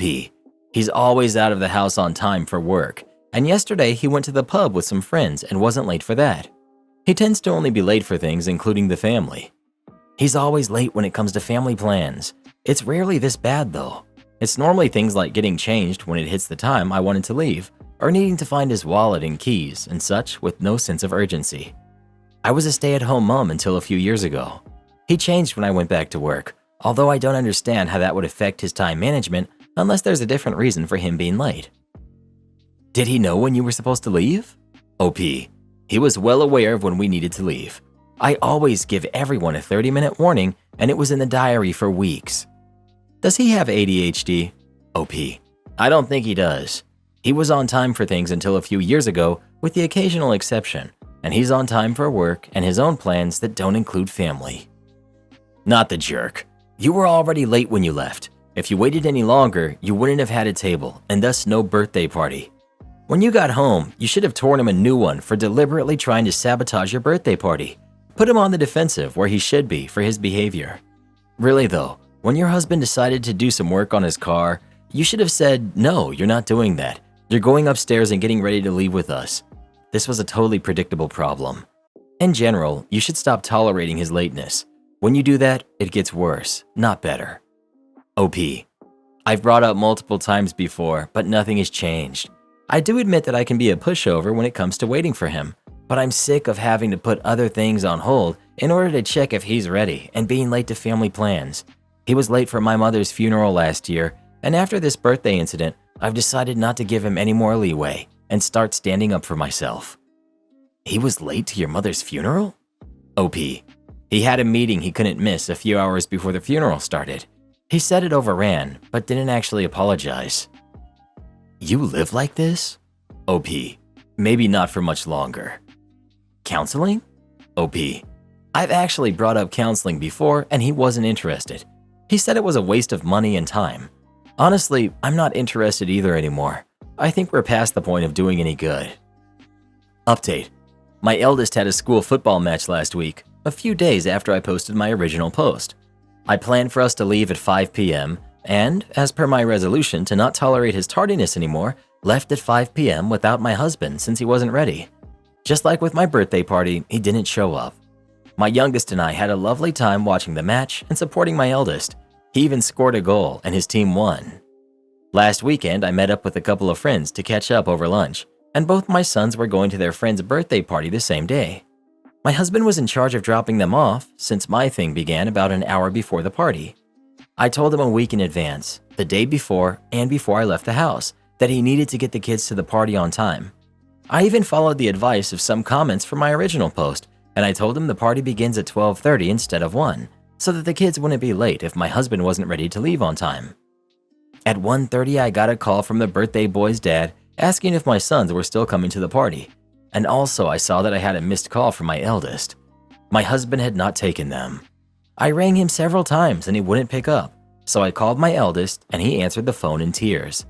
He said their dad was doing work on his car again, and when the kids asked him to take them to the party, he yelled and called them whiny brats. I said goodbye to my friends and went home to take my kids to their party. They were an hour late. He didn't care that the kids felt humiliated and missed a good deal of the party, which also meant that their friend was upset with them. Something inside me snapped, and I decided I was done. Your comments have put my marriage and my husband's behavior into perspective and opened my eyes. I've had a look at some of the literature and such that some of you recommended, and have talked to my dad about what to do next. I spoke to the kids as well about the very likely possibility of their father and I splitting up. They weren't completely happy with it, which is understandable, but they agreed that it was the right decision. They said that they had felt scared of him on several recent occasions and they don't trust him anymore, which was heartbreaking to hear. I haven't been happy for a while, and neither have the kids, I now realize. In addition to my husband being late or not showing up at all, there are other issues in our relationship, and you've helped me realize the truth about his treatment of us and given me the strength that I need to put a stop to it. I can no longer justify his behavior or make excuses for him. Along with being late to my mother's funeral, he offered no emotional support when she passed to either me or the kids, which should have been enough to make me seriously consider my marriage, but I'm glad it's finally happening now. A couple of days ago, I told my husband how I felt and sent him my original post. To be honest, I have no interest in marriage counseling. I just want to move on with my life, but I suggested he look into therapy for himself. I explained that it didn't feel like he was part of the family anymore, and that our sons and I were struggling with the strain in our marriage, and I'm sure he has too. It's not a healthy environment for us. I can't let my kids miss out because of their father's incompetence any longer. I told him that I want a divorce, as I'm sure many of you predicted, which he accepted. He told me that he no longer wants any involvement in anything to do with the family and will move out ASAP. My sons and I will go about our lives, and the soon-to-be ex-husband will go about his. Am I the jerk for letting my girlfriend become homeless instead of buying a house for us like she wants me to? I started dating my longtime friend about 7 months ago, and while I've always had a crush on her and loved her personality, she has a recurring problem. She has a hard time finding and keeping a residence for long periods of time. She has no family that's responsible enough to turn to, and her friends are all either moved out of state or married and they have kids now, so she doesn't have many places to turn to. Not long after we started dating, about a week, she confessed to me that she was behind on her bills, rent, car payment, to the point that she couldn't even provide for herself. Being a longtime friend and now boyfriend, I helped her out by giving her $700 so that she could write her sales. That helped until she became ill and missed a week's worth of work so that she would be behind again on payments. She suffered from a compromised immune system, so I wasn't going to hold that against her. I gave her another $1,000 to cover expenses so that she could have more than enough to make the upcoming payments and still eat. Then her uncle ruins the relationship between her and her landlord, meaning she only has a month to find a new place to live. She refuses to live with a roommate, and after a month, I convinced my parents to let her live with us in my room rent-free. Not long after she moves in, she quits her job, and she looks for a new one, taking about a month to do so. I pay all of her costs at this time for another $600. Then she lands a job at a chain coffee shop and needs a new wardrobe for the dress code. I front the bill for that too, and the makeup for about $1,000, including makeup and new clothes. She starts the job and is immediately being harassed by staff for her short height, some not even helping her get things from high shelves. She then got sick and missed more than a week's worth of work. The coffee shop demands she take a leave of absence for some reason, but we decide it's better for her to look into getting an old job back. I pay her expenses for another $700 and she goes back to her old job. Now, after 4 months, my folks want her to leave, having overstayed her welcome. But she doesn't want a roommate and wants to get a house with me, a goal that I'd been saving up for nearly a year at that point. Now she's living with a coworker until the end of the month and will become homeless after that unless I find and close on a house. She's upset that it isn't happening fast enough for her, but I feel I've done a lot for her already, and she needs to square her own rigging and find a place to rent with a roommate until I have enough saved up to buy a house. Not the jerk. Also, $1,000 for makeup and clothes to meet dress code at a coffee shop? Sorry, but that just doesn't make sense to me. Oh honey, you need to run. This girl is trouble and irresponsible. If you ever buy a house and live with her, you may never get her out. Depending on your state's laws, you will be bailing her out forever. The fact that she's comfortable taking and taking and taking from you in your good heart, it should tell you everything you need to know. Hey, I don't have a kind way of saying this, but you're dumb. What are you getting out of this? Why does she have a problem holding down jobs? Why does she get kicked out of every place she wants to live? You describe a lot of symptoms, but you're not looking at the causes for your girlfriend's instability. Why does everyone seem to hate her wherever she goes? Do you really want to buy a house with this person? Well, who do you think is the jerk? OP or his girlfriend? Please let us know. The things that some guys do for a little bit of love. My husband, who's 42, is never jealous, and I, 36 female, am growing resentful. I've been married to my husband for 12 years, 13 together, and 3 kids. He proposed 6 months after we got together and told me he knew by the second date. He is indeed very practical and rational. He's also very caring, kind, and supportive, just a really wonderful partner, except for one thing. He doesn't get jealous, like at all. By that, I mean if someone flirts with me, he'll just chuckle and move on, sometimes leaving me to deal with them alone. When his friend's father spent the entire night of his son's wedding hitting on me, he just said, "Pff, what a loser," and moved on. I even had an ex write a poem and post it and tag me in it. Still, he just said, "Wow, cool." And when I say, "How come you're not jealous?" he says, "Why would I be? I trust you." Last week, I reached my boiling point. A month ago, there were some workers transferred to our department, and among them was my ex. We broke up amicably. He moved to a different country, and we kept a very shallow contact, like once a year for happy birthday text. When I went home, I immediately told my husband, and he said, "Cool," and then started talking about something else. I snapped. Not my proudest moment, but I said, "Are you serious? I just told you I'm working with my ex that I stayed with for years, and you don't even care." He said, "What do you expect me to say? I know you, and I know you are extremely loyal. I know you would never cross any boundaries. I completely trust you, so why would I be jealous?" Now, I know I will never cross any boundaries. We never had that issue in our relationship. I'm crazy about my husband. He's my one and only. I've spent my life showing him how much I love him because I really do. But being jealous, I see it as an expression of love, and him being so cold and indifferent is making me resentful, and I hate it. It just feels like he has taken me for granted. I'm hurt, and he's been more affectionate than usual, but hadn't referred to that argument again. How do I navigate these feelings? It seems silly, but I'm hurt. I think when you say jealous, what you are not asking for is him to express insecurity, but instead to display some form of territory protection. You want him to act a bit more aggressive in protecting what is his. Maybe talk to him from that point of view. Tell him you don't want him to cry and weep about how some guy is going to take you away, but rather just a bit of "back off, pal" instead. I suspect this is related to wanting to feel protected by him. OP, thank you. That's exactly what I meant. There was one instance when someone was hitting on me, quite aggressively, and my husband just put his hands on my shoulders and said, "Hey, knock it off." He indeed stopped, and I was over the moon. So you're right. Update. So I got a lot of messages, advice, and insults. It's okay, I see why. By the way, I just had a baby, and someone told me this is important. It might have added to my insecurities. I followed your advice and talked to my husband. I started by apologizing to him, and he said it's okay. I just want to understand where this is coming from, so I explained. By jealous, I didn't mean him becoming controlling or even throwing a fit. I understand I expressed myself poorly. I meant I wanted him to show that he cares enough to have a back-off attitude when someone hits on me in front of him, or just ask how it is at work. Him not caring, I took it as him taking me for granted and not loving me or finding me attractive. He was shocked. He laughed and said, "How did you jump from me trusting you to me not loving you?" He then explained his side. He said a lot, but here's the gist.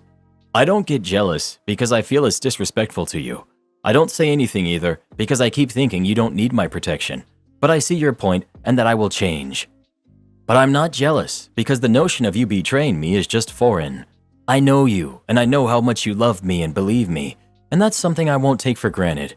There were many instances that cemented my trust in you. For example, when 1 month after we started dating, I saw you turning down a guy who looked like a movie star, and we hadn't even talked about being exclusive yet.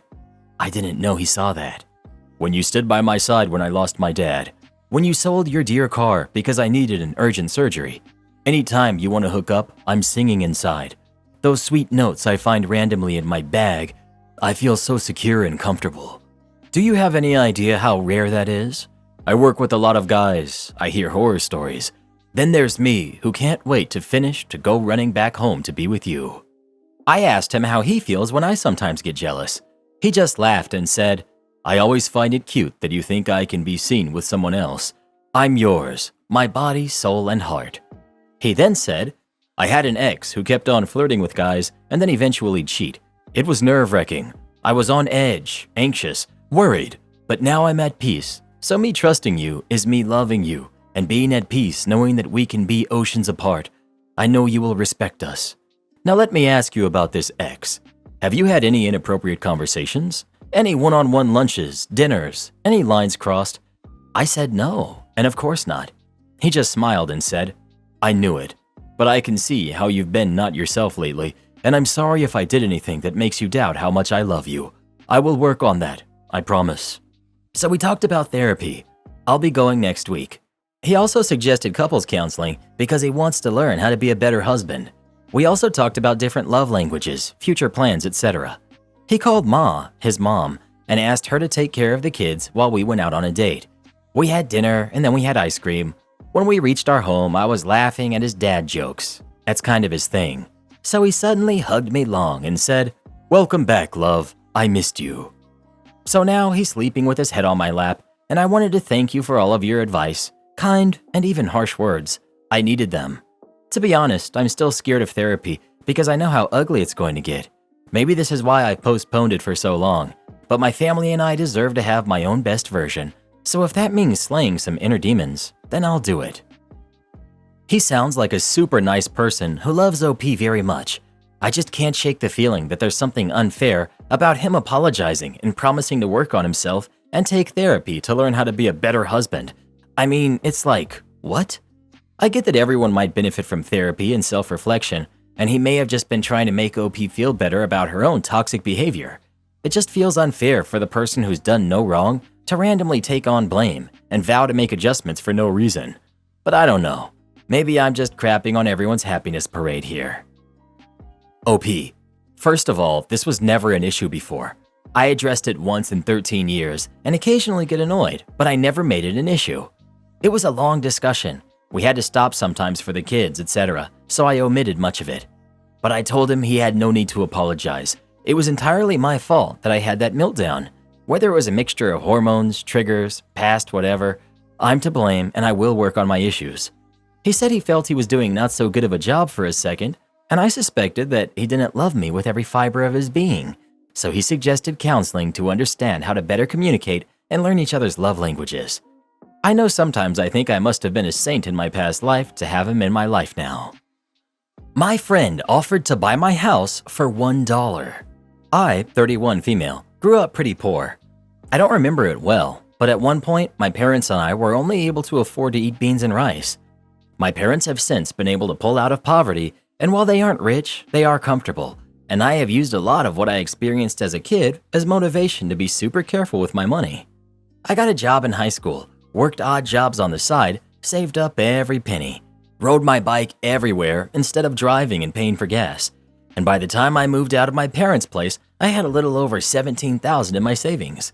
I don't have that much tucked away anymore, but I have investments and emergency funds, and I take my family's finances incredibly serious as I've never wanted my kids to experience what I did as a kid.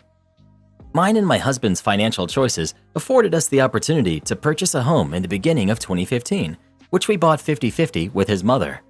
He paid his half up front. I made a large down payment, and his mother covered the rest with an escrow agreement that I would pay off what she had purchased. I have since completely paid my half, and the house is fully owned by myself and my husband. It's a 4-bedroom, 1.5 bath, 2-story home with a finished basement, attached 2-car garage on a double lot. We got the house for an absolute steal at only $118,000 for sale by owners.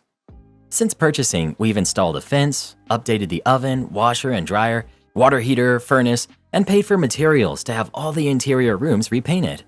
The only updates it needs are purely cosmetic, as the exterior paint is an ugly brown-pink color, which we've started repainting and need to finish.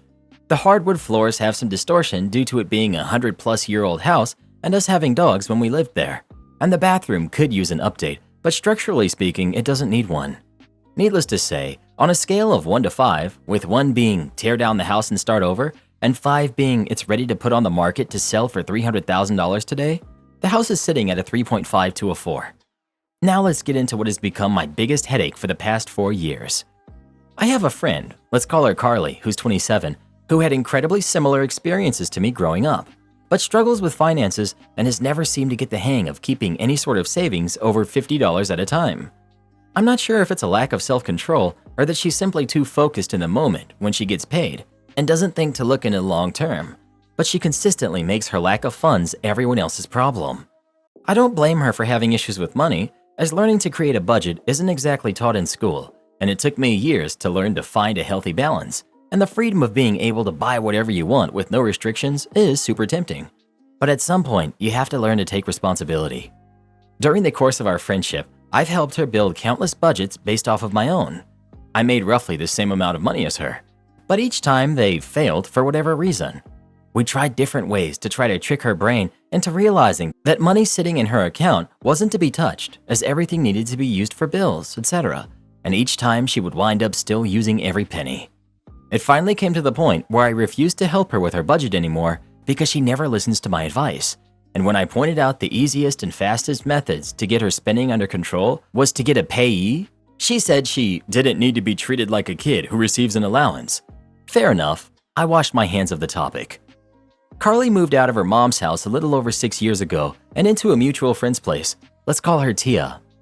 As far as I've been told by Tia, Carly paid little to nothing in rent, even though they both worked at the same company and made close to the same salary. Carly's living space was an absolute disaster. She moved into the basement, and it was lucky if there was even a walkway to get to the washer and dryer. She constantly asked me to come over to help her clean and organize her space, and because I'm a people pleaser, I would always agree. Each time we would make significant progress, but then by the next weekend, when I would come over to help again, It would look like a tornado had gone through her space in the course of the week. I have no idea how she was able to fit so much stuff into that tiny space. She would never clean up on her own or make any sort of effort to put anything away, and would always wait for me to come over. After a little over a year of them living together, Tia couldn't handle it anymore and asked Carly to find some other living situation. She wasn't going to throw her onto the street, but she literally couldn't live with Carly anymore. It just so happened that my husband and I had purchased a second home around this same time. What we had owed on the first was paid off. My husband had come into an inheritance, and we were able to look for our forever home that better fit our wants and needs.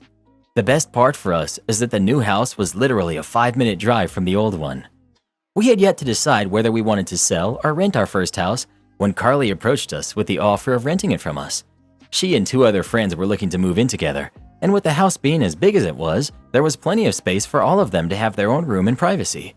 Since we hadn't yet decided if we wanted to sell, and there were 3 renters already lined up, we decided to use it as a means of passive income to invest in our future, and then down the road we would revisit whether or not we wanted to sell it or keep it as a rental. The red flag that I didn't initially pick up on was that Carly was already referring to the house as her house to her 2 potential roommates, even before moving in or signing a lease. So by the time it came to them all moving in, Carly had driven the other 2 girls to back out. The way I had written the original lease agreement was that the rent was flexible depending on how many tenants there were. So for the 3 of them, they would have only been paying $750 total per month. And if only one person was renting it, it would be $400 per month. In this area, you can expect to rent a bedroom for $400, so this was a crazy good deal, as we really don't need the money, and it was mainly to pay for insurance, power, heat, and property taxes. You were gonna rent your entire house to this slob for $400 a month? Are you serious? In the 4 years that Carly has lived in that house, rent has gone up 4 times. Once to $500 a month because the power bill went up and we needed to adjust for that. The second time to $550 a month due to the same reason. The third time to $750 after she got a new job, and last year in October. Also, in the 4 years she's lived here, 2 separate opportunities for roommates have backed out. Each time because she was setting the rules and referring to the property as her house, despite having 0 claim to it, and the fact that each person would have had their own lease agreement. When she first moved in, she was working a minimum wage job, and she was my friend, hence the low monthly rent. But a year and a half ago, she got a new job at a local university that pays very well and has great benefits. But somehow, she manages to blow through her entire paycheck, and I don't even know how. Also, during the course of these past 4 years, she wound up owing me $750 in back rent as she repeatedly was unable to pay me for the full monthly amount due to repeated miscalculations in her budget and overspending on garbage, which then she stuffed into mine and my husband's property. My husband and I realized after a couple of years of being landlords that we aren't cut out for it. We have too much on our own plates and had no time for upkeep, and Carly wasn't holding up her end of the rental agreement that she had signed. We talked about it and settled on the decision to sell, but we of course didn't want to throw Carly onto the street and informed her of our plan. She proposed to buy it from us and started going through the route of getting a loan. During this process, she realized that the house wasn't what she wanted.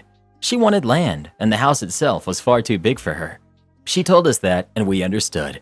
And I even helped drive her to meet with realtors so she could check out other options to buy houses elsewhere.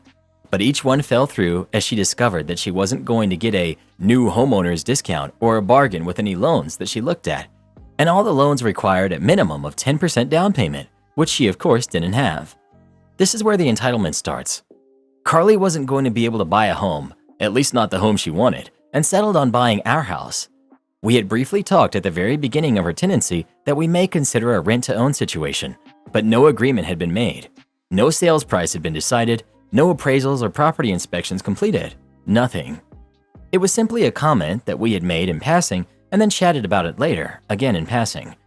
She took it as gospel truth and said that if she bought the house, that she expected the 2.5 years of rent she had paid us to be comped off the total sale of the house. I reminded her that we never signed anything about a rent-to-own and informed her that wasn't how this was going to work. Her next tactic was to try to suggest that we quitclaim deed the property to her, again without her paying us anything additional to the 2.5 years worth of rent she had already paid us. Her last attempt at buying the house on her own was to offer me $1. That's right, a single dollar. I will admit, I don't know if this was a failed joke attempt on her part, but it certainly fell flat, and I was so mad that I was shaking, but I just laughed it off. The most recent thing she did was text me 2 days ago asking if she could pay me in food for this month's rent. Knowing her, the amount she will pay will amount to only a couple of meals and maybe $75 in groceries instead of the roughly $500 that she owes me. I jokingly answered that the electricity and insurance companies don't accept food as payment, so neither can I. She then offered to pay me what it would cost to pay these expenses, and then the rest of it she would pay in food. I have not responded. It's been a day and a half. She will pay me in cash and nothing else. I'm done. No discussion. My warning to all of you, don't mix business and friendship without getting to know said friends very well first. If I had known what I would be walking into, I never would have allowed her to move in.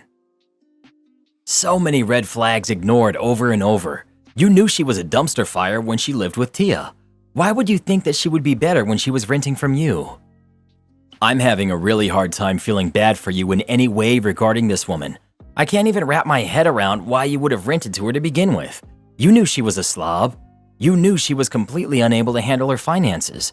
So you rent out your house to her? That makes absolutely no sense whatsoever. Of course she wasn't paying what she should have. That's how this woman operates, and she gets away with it because people like you enable her. My ex asked me to not contact her parents anymore. My ex-partner and I dated a few years back, and while we never worked out, largely due to just wanting different things, we split amicably and do talk sometimes, but we aren't friends. While we were dating, her parents became very close to me. Over the years, I've constantly been around for them, helped them move, often go for drinks or auctions with my ex's dad, and sometimes dinner with her mom. As I drive, I was often the person that took my ex's mom and dad to hospital appointments while he was off work from a severe spinal injury. Even stayed over to help cook and clean during that time, as my ex was studying in Malaysia at the time and could not make it back home due to travel restrictions. They essentially treat me like family, and I treat them the same. We have a lot of similar hobbies, cycling and triathlon specifically. I compete, but they tend to just support it. When I vanish for a few days, off apps or anything else, they usually call or knock on my apartment and check up to see if I'm okay. They genuinely do care for me, and I care for them too. As I didn't grow up with much of a caring family life, it's something that means a great deal to me. They even had a second Christmas dinner on Boxing Day recently, just so they could invite me separate to my ex, as we don't get along very well, and it's often awkward as you'd imagine. It's something to me that has become separate of my ex-partner, and I've moved on from her and she has moved on from me. We're both happier apart. I've had other partners since, with my ex's parents even asking and showing support and giving me advice regarding it. I understand how it can sound one-sided when I bring up my family life as well as only hearing my side of this, but they've genuinely become like family to me. Recently, my ex-partner came to visit me to tell me she's getting married and asked if I'd stop contacting her parents, as she doesn't want it to be awkward with her new partner, as her parents don't seem to take much interest in him as they do with me. As much as I'd wished the best for her, it truly left me heartbroken that she wanted me to cut contact with people that I love as family and I feel loved by. I explained it isn't as easy as just cutting them out of my life, which just caused an argument, and she left. I'm really lost on what to do here, and I feel the situation is being placed on me entirely. If someone has advice, I genuinely appreciate it. One comment that stuck out to me is that she may have approached me first instead of giving her parents an ultimatum.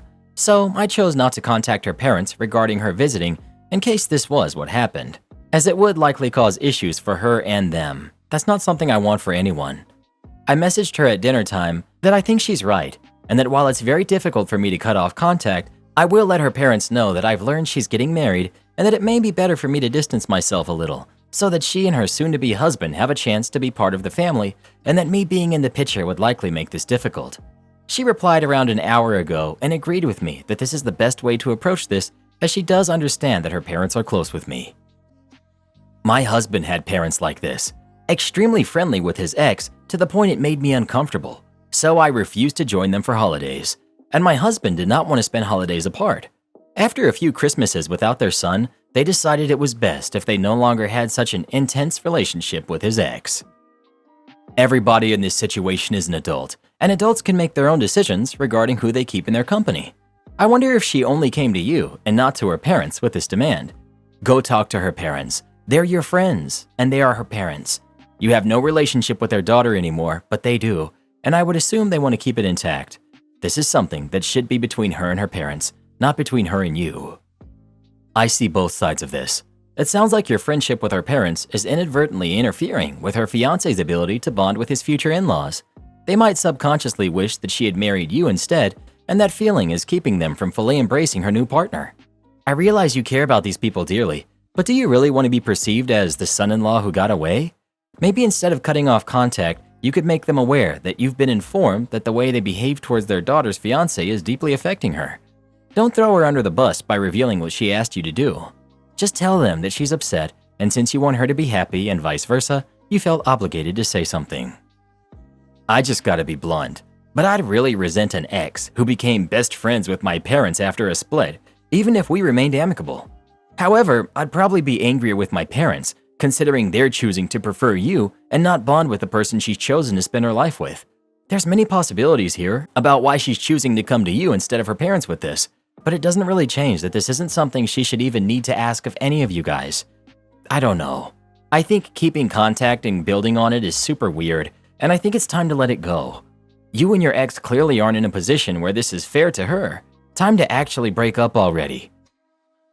Imagine you break up with someone, but then learn that they're around at your parents all the time, having Christmas meals. He's driving them to the hospital and going on bike rides, and you're powerless to stop this dude from having this relationship with your own parents.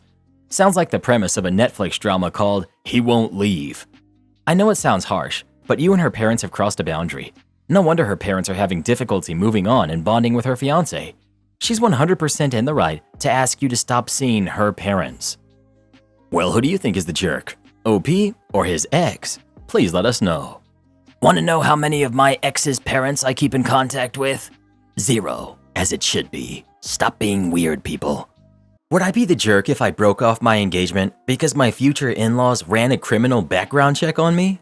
My fiancé and I both live in the Western US. We met during our senior year of college, and we've been dating for the last few years. We're very much in love, and our relationship has been incredible, and she's unlike any other person that I've ever known before. I proposed to her shortly before Christmas last year, and she immediately accepted. We haven't been able to plan the wedding yet due to finances, but that hasn't been a concern for either of us. I had met my fiancé's parents a few times before proposing, and they seemed like very nice people. They were polite, had a clean home, and overall, I didn't see any red flags at all. We took both my parents and hers out to lunch last weekend and told them the big news. Everyone seemed so excited, and it was a wonderful time. Today, I go into work, and I get a call from my fiancé's mother. She told me that before I was going to marry her daughter, that she and her husband were going to run a criminal background check on me, and to ask what afternoon I have free so that we can sit down together and talk about the results. This wasn't posed as a request, and I find this incredibly creepy. I've never had a criminal history, beyond a few traffic tickets, but I don't even know if those show up on a background check. But this sounds like a humiliating and gross violation of my privacy. I haven't talked to my fiancé about this, but even if she does back me on this, I don't know what this says about their pattern of behavior in the future. Is this as creepy of a red flag as I think it is, or should I just accept it at face value as the grossest kind of shovel talk? Edit. A lot of people have rightly pointed out that I need to talk to my partner first before making any decisions. That's very true. I was just very shocked and upset at work when I made this post. When I came home, I talked to her and asked her if she knew anything about this. She said that she did not, and she was very confused why her parents would do this. I haven't sent any kind of reply to her mom, and when it does happen, it will be a statement that we make together. She's an only child, so going no contact has never been something that she's considered before. According to her, this is very out of left field. Before you break up, call your fiancé immediately and talk to her about her mother's request/demand and ask if she knew about it. Tell her you have nothing to hide, no criminal history, but that this is absolutely not going to happen. Ask her how she would feel if your parents had made the same request about popping around for coffee and character critique. Once you have her response, you can then take some time to work out if you want to be involved with her still. This is creepy, but probably not your fiancé's fault. Why don't you say to your future in-laws that you'd love to sit down with them and your fiancé and go over all 4 of your criminal records together? You would not be the jerk. You would be the jerk if you blindsided your fiancé by dumping her for something she might not even know about. Tell your in-laws you'll be happy to sit down with them, and during this discussion, you're going to need copies of all of their financial records, to ensure that you won't be saddled with supporting them in their retirement and or to see what kind of inheritance your wife can be expecting. Well, who do you think is the jerk? OP or the in-laws? Please share your thoughts. I'd actually make up a fake one about myself with horrific things that I've done and mail it to them. Sometimes you just gotta mess with people, you know? Yeah, like when I say barbecue. Am I the jerk for divorcing my husband for putting a camera in our house to prove a point about me?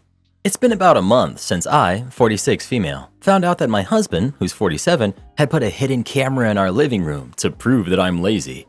It was a small, disguised hidden camera inside what looked like a charging block. He stuck one in the living room outlet.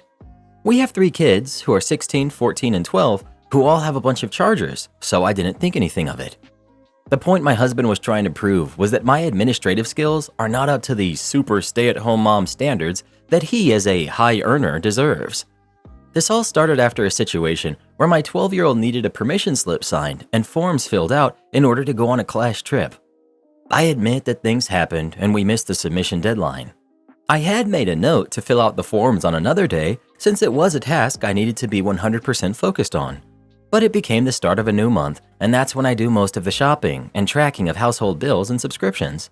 I do daily cleaning, but we use a service for deep cleaning and landscaping that I have to supervise. Long story short, my 16-year-old calls my husband after picking up her sister, saying that she was crying because she can't go on her trip. My husband drives to the school to beg them to let him fill out the forms in the office. Thankfully, they let him since it was the same day, and I apologized profusely. My husband, who's self-employed as an HVAC technician, started ranting about how he has so many calls a day but still handles the administrative aspect of his job, communications and bookkeeping. I yelled back because his work is concentrated while my work at home has a bunch of moving parts and emotional labor as well, and I do it all behind the scenes. He digs his heels in about how I wasn't as busy and needed to do easy things better. A week later, he picks a fight about me not going that day to mail checks out to his employees when I could have done it the next day. He admits to the camera and starts citing proof of times I was on my phone, and that automatically equals goofing off. I was on my phone researching meals to fit my daughter's dietary restrictions while keeping her healthy as a ballet dancer. I was looking into subscriptions for frozen but healthy meals that she and the rest of us could have on the go or at home. The fact he took offense to me occasionally lying down when I was researching, or that I had taken a TV break before preparing dinner, did it for me. He knew that my days are crazy during the first days of the month, which was when the permission slip debacle happened. I kicked him out of the house. It's been a month, and friends have been saying that I'm missing the fact there are others out there who would not disregard the things I do to make being high-earning possible. I ended up seeing an attorney and just filed for divorce. Am I the jerk? Your youngest is 12. Most stay-at-home parents get a part-time job once their youngest is old enough to take on babysitting gigs themselves. In 2024, when most bill payments can be automated, what exactly are you doing that's so labor-intensive at the beginning of the month? Have you been screened for ADHD? You're the jerk, and here's why. Your daughter didn't call you for help sorting out the mess that you made. She called your husband at work, who sounds like the far more reliable partner and parent. The more I read your post, the more it sounds like you don't do anything near as much as you think you do. You have to supervise the paid cleaners and gardeners? You poor thing. You're Googling pre-made meal subscriptions? How hard is it for you to cook for your kids? Oh, but she does ballet, so she needs super special subscription meal services. BS. You don't keep on top of your kids' school requirements and essentially lost your daughter's chance to go on an important trip. And your husband saved the day while you sit there coming up with excuses about having to be 100% focused, but you still have time to have TV breaks? Are those TV breaks more important than your daughter? Apparently so. You say you have to do lots of emotional labor. Where's the recognition of his emotional labor? You also delay mailing out employee paychecks until the last minute out of spite, just like you leave your daughter's school trip. It sounds like you have a much higher opinion of yourself than anyone else, while downplaying everyone else's work and needs. I think the poor guy deserves a wife who doesn't spend her time feeling sorry for herself and coming up with excuses while he dashes around picking up the pieces. Is putting up a hidden camera in your home crappy? Yeah. Has your husband been bringing this up, and have you been telling him the same BS you've been spinning us?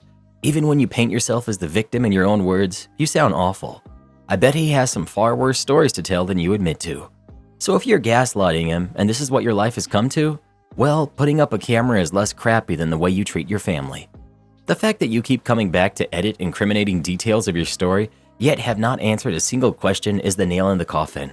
You're altering the narrative and trying to gaslight us, and probably your husband too. OP, I have a question about one of your main complaints, which you've now edited out. When you were on the way to the post office already, and he asked you to send his employees checks, you know, the ones whose labor is what allows for you to be a stay-at-home mom, how many additional sheets of paper were you forced to carry? And were you able to make it home in time to watch someone else he pays to do your cleaning and gardening to make sure they do it properly? So you say you filed for divorce. Good, set him free. Let him find a woman who will love and support him.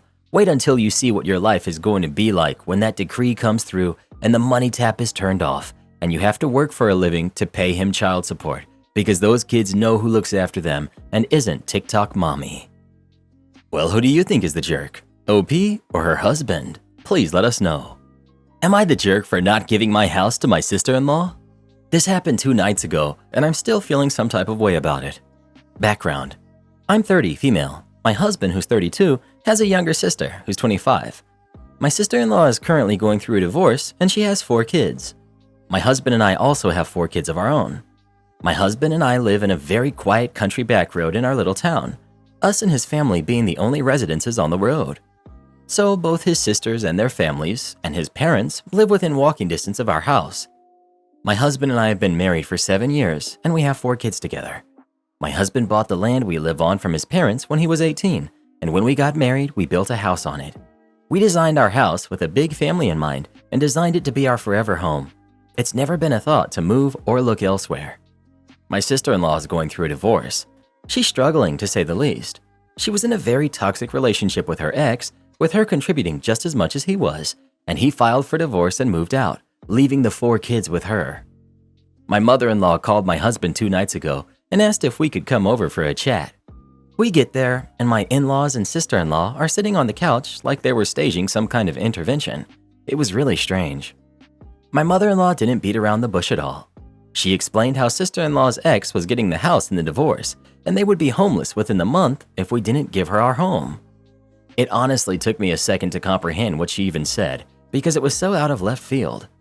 Husband didn't need that second and looked them dead in the eyes and said, "No." In-laws started telling us things like, "You guys don't need all that house. You guys can move into one of the new neighborhoods in town. You guys can just build a new house." I offered to open up our playroom and guest bedroom for them until they could find somewhere else to live. We have air mattresses and the guest room has a full bath. But that was not good enough apparently. That's when we got up and left. They began yelling after us, saying we don't care about their kids, family helps family, we're being greedy and selfish, etc. I'm honestly so proud of how we reacted because my first instinct was to just go off and say some hurtful things, but instead we just went home to our home. We love sister-in-law's kids and obviously don't want them to be homeless, but they don't need my house at the expense of my own kids and family. I don't see why sister-in-law's family deserves my home. What about my kids? Now the in-laws are calling and texting, saying we don't care about the kids, we're selfish and greedy, we're making her homeless, and I'm wondering if maybe we were too quick to say no. So, am I the jerk for not giving my home to my sister-in-law? Not the jerk. You can't be making someone homeless when you have literally offered them space in your own home. Sister-in-law is making herself homeless by turning down offers of assistance because they aren't exactly what she wants.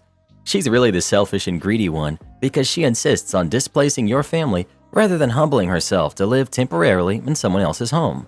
But word to the wise, take your offer off the table. You've already seen they're willing to resort to anything to get you to bend or cave. They aren't interested in respecting you or treating you with dignity. When sister-in-law gets desperate, she may finally agree to your offer, but that doesn't mean the bullying will stop.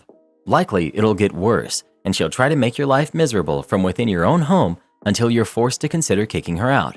And then the guilt trips will get 1,000 times worse, as you are now literally kicking her out onto the street. Instead, call her bluff. We are very disappointed with how little respect this family has for our family, our kids, and our own home. In light of this, the previous offer to open up the playroom to sister-in-law is no longer on the table, as we feel it would be a mistake to try and share space with someone who clearly has no respect for us. Tree company bought land across from us and created a dumping ground for thousands of dead, diseased trees. The hill across the street is now covered in dead branches, logs, and trees. The trees that were native to the area seem to be dying as well. This hill used to be all trees full of wildlife. We would see foxes, coyotes, and birds. Now it's all destroyed. It's the view from our house, so what was a mountain of woods is now a mountain of diseased trees that they continue to dump every day. Commenter: sounds like pretty standard logging pile. Welcome to rural life, where stuff like this happens. It's not a complaint item for most folks who live in areas where timber is produced. OP: we're not even in the country. We're literally in a suburb/city. This is almost certainly legal. This is what you have to do in order to log an area to create a subdivision or build several houses to sell. This sounds like a typical logging operation. OP: it's a tree cutting service that's doing this. They're not logging to create a subdivision. They're using this to dump the dead and diseased trees that they cut. They're actually dumping trees that they cut from their service. They do a job for someone, cut down a dead or unwanted tree, and guess where it ends up? My backyard. They're dumping there so that they don't have to pay to do it and save money, but it's a huge hazard and issue. They're not casually clearing land to maybe sell or expand. It's just a dump site. Update: a city inspector did come out and admitted that they do not have permits and where they're dumping is residential. Also found out that they're being paid by other tree cutting companies to dump theirs as well. The city inspector did not seem like they would be much help, to be honest. So I drafted up a long, factual, and research-based email and I sent it to everyone I could think of that could help. The EPA, fire marshal, government officials, news, even neighbors. One news station responded asking to talk to me on Monday. One thing I compared it to was a natural waste landfill that caught on fire and burned for 4 months straight, and the EPA had to step in and declare an emergency. Not sure what this will lead to, but I'm hoping something gets done. Well, the city does not seem to be interested in really helping. I emailed everyone I could think of that could help, hoping my email wasn't too long, but I was just trying to state factual evidence of how this was serious. My main focus was the fire hazard, groundwater contamination, vermin and vectors, tree disease, and how they're spreading it. You're probably going to have to be persistent with this. OP: yeah, I think so too. This company seems to be buying up properties and houses all around my neighborhood and has been doing this for years now. Apparently, they are very friendly with local officials, so I believe if anything actually gets done, it will probably be from a federal level. Update 2. This will be my final update. The news did do a story on this. I had a family member do the interview because I really did not want to be on the news myself. So it turns out this is a private green waste. It's an unregulated waste site that has been created by a tree trimming company. They don't have to follow any regulations and they are not monitored. 12 states have already banned these types of sites. My state is like the Wild West, so basically nothing can or will be done unless there's an actual law change. I kind of feel like an idiot, but I do appreciate the support and helpful advice that everyone gave. At least I learned a few things along the way, and I think the news did show the negative impacts these places have on the surrounding areas because they are not regulated at all.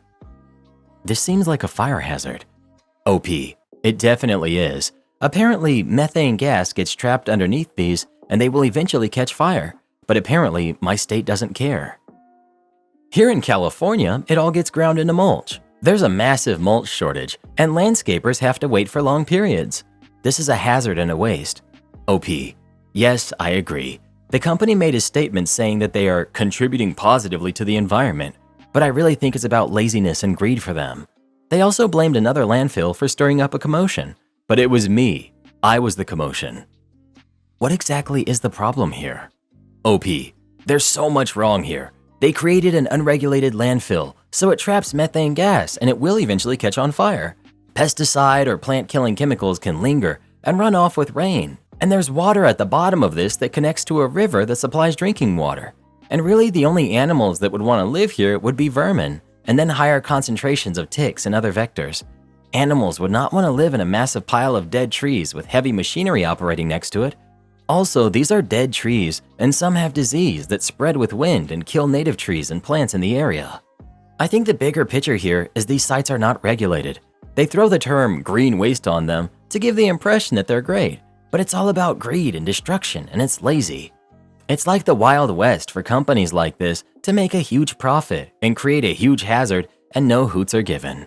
There was already a state emergency from a green waste site not that far away. This is maddening. It might be a small local problem, but it's indicative of a much bigger issue. We only have one planet. I wish instead of wasting money trying to find another planet we could inhabit, that money would be used to care for this one. What's more maddening is the number of commenters who are like, "Why are you mad? There's nothing wrong with this." Goodness gracious. In their world, this is fine. It's just capitalism operating at default parameters. As long as the numbers keep getting bigger, everything is working as intended. The fact that it seems nothing will be done until it literally catches on fire is ridiculous. I feel so bad for OP. I'm also tempted to say a lit match should get dropped there before it gets even worse. But if there's suddenly a fire, eyes will totally go to the person who was warning about it and seeking help to stop it. Did this commenter just imply that starting a huge wildfire could be an actual solution? Yes, Karen. Welcome to Reddit. My partner lost all of our money on crypto. Last night, while I, 22 female, was asleep, my partner drained every cent from our bank accounts and sank it into cryptocurrency. In mere moments, our savings vanished into thin air. This isn't the first time. Previously, he made a similar gamble with a smaller sum, which also dissipated, leaving us in an unstable financial state. Back then, he had hid the failure from me for a week and lied about the money we had. When I found out, he gave a heartfelt apology and a promise to never repeat such recklessness. However, history has repeated itself. We've been living on a single income, as I've taken on the role of the sole breadwinner to support his career transition. His previous job was a nightmare, affecting his health severely. So when he resigned, I stepped up, managing our finances and even teaching him English in the evenings to help with his studies. We were close to paying off our debts, but now we're plunged back into financial despair. Our savings are gone, and all we have left is a mere $80 in cash. When confronted, he admitted to acting out of anxiety following a recent argument, hoping a bold financial move might improve our situation. He's now finally agreed to get therapy and offered to start looking for work to replenish our lost funds over the next few months. I'm overwhelmed with stress, struggling to process this betrayal and its consequences. How do I move forward from this? How can I ever trust him again with our finances, let alone our future together? Why are you giving this man so much access to your finances? He's going to leave you poor. My Karen sister refuses to pay fair rent for my parents' lake house. My parents have a small, 630 square foot cottage on a tiny lake in our town. It's across the street from the lake, and the community is very much what you would consider lake life. My sister, who's 35, and I, 37 female, were born there, and we lived there until we were 4 and 5 years old. Although we didn't have much, being by the lake allowed us to have the best childhood ever. When we moved, my parents continued to rent the home. My parents are now getting older and trying to decide what to do with the property. My dad has expressed he would like my sister and I to benefit from this in some way. He's charging the present tenant very low rent for the value of the home. My dad said that he's barely even breaking even. My sister has been living with my parents in their current home and needs to move out as she's crowding them and they're crowding her, etc. The plan is for my parents to put the home in their will, my sister and I split the property eventually 50-50, evict the current tenant, we have other reasons for this also, and my sister rents the property for my parents for now. The house does need some work, so ideally, the only way my parents can be above breaking even and the house will become an investment and a positive asset is if the rent is charged appropriately according to the area and the property value. That rental income could be used for home repairs, etc. My sister does not agree with this and wants her rent comparable to the current tenant. However, for my parents' sake and the future investment of this property, that will only hurt all of us in the long run and will only benefit her. I have to be the bad guy in the family meeting. My sister and I have a great relationship, but I do not want to allow her to do this to our family so that she can have cheaper rent. Not the jerk. Sounds like the current tenant is taking advantage of your mom and dad's goodwill. If the property were going solely to your sister while you receive a lump sum, then what she pays now would be irrelevant. However, ownership split 50-50, you're correct in that your sister needs to pay appropriate rent for upkeep of the property. You're crazy. Are you telling me that if you were renting and it was cheap, you'd insist on paying more to the landlord? It's up to the landlord to raise rent. Ridiculous to blame the tenant, especially in a property needing repair. Right? The tenant is not taking advantage of them. They're paying the rent charged by the landlord. You're absurd to paint the tenant as getting a free ride when the price of rent is entirely up to the landlord. You're ridiculous. OP. Yes, it was up to my father to raise the rent, which is the very issue that I'm discussing regarding my sister, by the way. And perhaps if you knew the tenant, you would think otherwise. You definitely don't have all the facts, and for the sake of this being a long post, I didn't include that part of the conversation.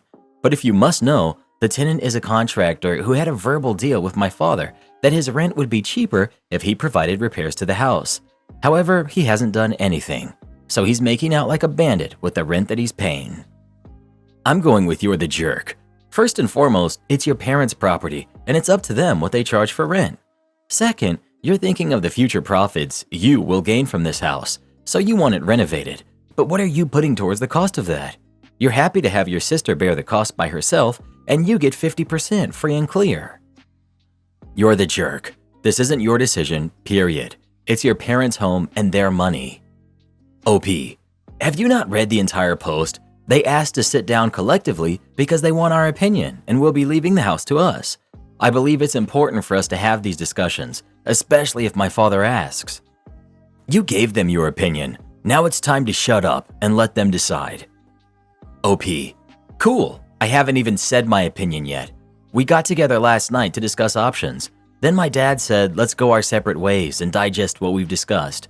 When I got home last night, I thought about what would happen if her rent is too low and how that impacts my parents now and how it impacts us in the future. So I haven't even had the chance to tell them until we all meet again tomorrow. Don't tell me to shut up. You're so argumentative and whiny. If you're so firm on being right, then get on already. For real, OP is awful. Truly hard to believe she's 37 years old. Well, what do you think? Is OP the jerk or not? Please share your thoughts.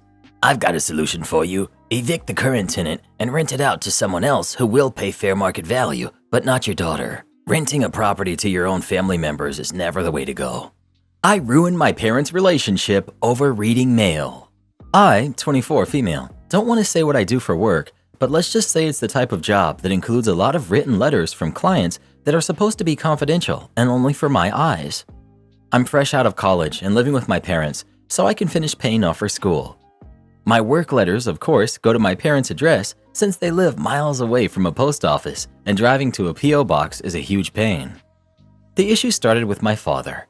Ever since high school, when I received mail, my dad would open it. Whenever I received Christmas or birthday cards in the mail with money in them, my dad would hand me the card and insist he'll keep the money safe for me until I demanded he hand it over. Any package I would order for myself, he would open and hand to me. Sometimes the products were used by him as well. The final straw was when he received my acceptance letter to my dream college, and instead of waiting for me to come home to open it, he opened it himself and called me while I was at work to congratulate me. I've spoken to my mother about how much this makes me feel uncomfortable, and she told me she'd speak to my father about it, to which he would apologize and not do it for a week before doing it again the next week. I had also spoken to my dad about the confidentiality of the mail I would be receiving now that I'm working, and he says that he understands, but it all came crashing down a few weeks ago. While I was working, my dad came into my room and handed me open envelopes from my clients and even tried to have a conversation about it with me, but I just ignored him until he got the hint and left. After work, I yelled at him for violating client confidentiality, to which he got defensive and said that I live in his house and any mail sent to his house would be read by him. Furious, that next week I thought I would take revenge on my father by going to the mailbox and reading his mail. But what I found was what ended my relationship with him. I had found credit card statements on jewelry and restaurants that were too fancy for dad to go alone, and I don't remember the last time my dad took my mom on a date nor bought her any jewelry. I also found a letter addressed to my dad from a woman who stated how tired she was from hiding their relationship for so long and how she's so desperate for his letters to reach her. When my dad noticed the mailbox was empty, he ran back in the house as white as a ghost. He walked into the kitchen to see me and my mom in the kitchen reading his mail. Before the fighting could start, my mom asked me to leave the house, so I drove to my aunt's, who lives 45 minutes away, and I explained everything. I came back after 2 days when my dad's stuff was gone. My mom told me my dad's living in a hotel and she will be in contact with a divorce attorney. Turns out, my dad had been having an affair with a family friend and they were hiding it through letters, leaving no digital footprint. My dad ended up showing my mom the stash of letters he had, and she took photos of each and every single letter before she asked him to leave. I feel at fault, Because at first I just wanted to be petty with my dad, but it unraveled into this huge event and made me think, oh, no wonder he's been looking through all my stuff. He was giving himself away. I feel like I shattered my mom's world since I can hear her cry every night about it since the incident. Update. I'll answer a few questions here, then I'll give an update. 1. Was my dad using my money from the gifts to buy stuff for his mistress? I'm 50-50 on this answer. I received cards when I was young with money, and it was the same routine. Aunts and uncles would leave $100 per card, and my dad always gave them to me when I was younger. As I got older, obviously the money reduced to 20 to 40. I do believe my dad would give me back half the money in those cards, which would make sense as to how he was able to make such huge expenses on his mistress. I need to collect proper evidence, so I plan on calling my aunts and uncles and other relatives who would send me money. 2. The mistress would send letters addressed as a business or a credit card company. When my mom would check the mail, she would see the letters that were addressed to my dad as bills or some crazy BS and never open them because she doesn't handle the bills. A lot of packages were sent by the mistress as well, which is why he went through my packages, and I don't want to imagine what kind of crap she was mailing him. Now for the update. Like I said before, it's been a few weeks since this happened. I've been doing my best to comfort my mother while she deals with all of the legal business and my dad's constant appeals to my mom to apologize and beg for forgiveness. I've been here to listen to her, and she keeps spiraling between wanting to forgive him and then being upset. I tell her my own personal opinion, which was to never take back a cheater. She did basically everything for him, and she shouldn't see it as her not being enough for him. That's his fault for not appreciating her. The mistress also was a married woman. My mom reached out to her husband, sending him the letters she had taken photos of, even had a long phone call with him about what was going on. He initiated the divorce, and the mistress is now angry at my father for not being more careful. The mistress' ex-husband, who I'll call Henry, has been a best friend of my mom's throughout the legal cases. I hear the mistress is still reaching out to forgive him, which I honestly think is pretty funny since my dad is doing the same thing. She was financially dependent on Henry, and my dad isn't making enough at his job to support the lifestyle she wants. Yesterday, Henry asked my mom to come out to lunch with him. They've been sad shut-ins for the past few days, and they agreed to go and get some fresh air. I encouraged my mom to do such and to call me if my dad or the mistress decide to show their face when they went, just so I could come pick her up. My dad hasn't apologized to me at all for reading my mail. In fact, he's called me and left me voicemails telling me that this whole situation was my fault, then going and crying, saying he regrets everything and he hopes he can still be my dad. I honestly don't know what to do with him right now, other than just ignore him. Am I the jerk for refusing to host any more family get-togethers at our house because of my in-laws' poor manners? My husband and I finally bought our first house, 5 bedrooms, 3 bathrooms, a year ago. Over the holidays, we thought we'd take on the role of hosting a few get-togethers. From my perspective, it was horrible. I hated every second of it. I never really hosted anything or entertained or whatever you want to call it. Maybe it's just that I'm not used to the requirements, but growing up, my mom or dad would host family and they were nothing like this. My in-laws did things like let the kids run around screaming and yelling, up and down stairs, touching things that don't belong to them, making messes and not making them clean up after themselves. Parents didn't bring anything for the kids to do, and they got upset with us for not having anything for them. Brought a dog into our house and let the dog on our furniture. Left chairs sticking out of tables instead of pushing them in. Stomped around the house with their shoes on despite being asked to remove them. Left trash and paper towels, etc. sitting around or balled up instead of throwing them away. Opened multiple bottles and cans of drinks and only took a sip and left it open. Pulled out and used new rolls of toilet paper when there were still plenty left on the rolls. They opened our cabinets. Only one person asked if we needed help at any point, and it was my husband's brother's new girlfriend who we were all meeting for the first time. She offered to help us clean up, bring out food, etc. This was a terrible experience. My husband was shocked at his family's behavior and didn't know what to say. I don't blame him for this at all. He was just a part of the hosting as me, but he was seeing his family through new eyes as well. When he talked to his mom and dad after, they just laughed at us and said, "That's what hosting is." So we decided together that we would rather not go through all that again. Easter's coming up, and my in-laws asked what our plans are. My husband said that we aren't going to host after everyone's awful manners. His mom and dad are upset with us. We have the big house, so they figured it would be on us from now on. We said that the only way we would even consider hosting is if every member of his family pitched in some way. They said that defeats the purpose of someone else hosting and that no one should be expected to pitch in if we offer to host. So we said that we won't host. Maybe I'm just not meant to host, but are we truly so far out of bounds to refuse to host anymore because of how his family behaves? Not the jerk. Your house, your rules. And if people are ignoring those rules, then I think it's fair not to host. I think it's valid to not want to host for any reason, but your list is wild to me. Going through your medicine cabinet is a huge one. I'd be worried about a hidden addict in the family. That's who does that. Some of them are easily mitigated. Pets on the furniture? Clarify no pets if you ever host again. But what really gets me is the shoe thing. It's super common in a lot of cultures not to wear shoes in the house.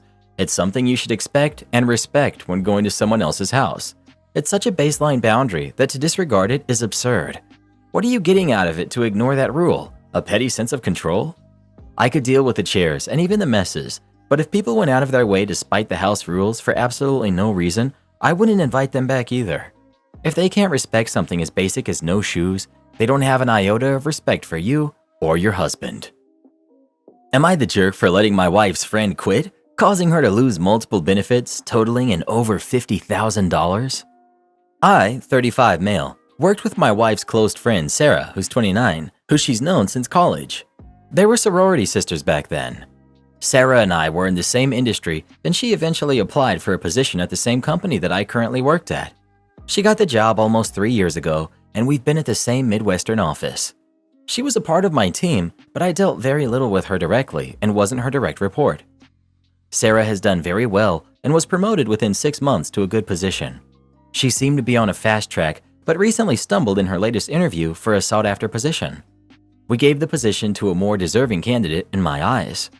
As we sometimes see, Sarah was upset, and it was the start of her leaving the company. I could sense she was applying elsewhere and did put in a 2 weeks notice, offered to stay on 1 month in line with her project's deadline, which we accepted. We wanted to keep Sarah, but I could not give her a raise because she was already at the top of her pay scale. Her job offer was actually lower pay, so there was no leverage there either. I told her this within a few days, and Sarah was pretty upset. She decided to leave immediately. Here's where the issue comes up. Sarah was aggressive with her 401k and the company stock options by my recommendation. We have a 10% 401k match, very generous, and stock buying options, max stock purchases, basically a 2 for the price of 1 deal. She would tell me later she maxed out the 401k and stock options every year.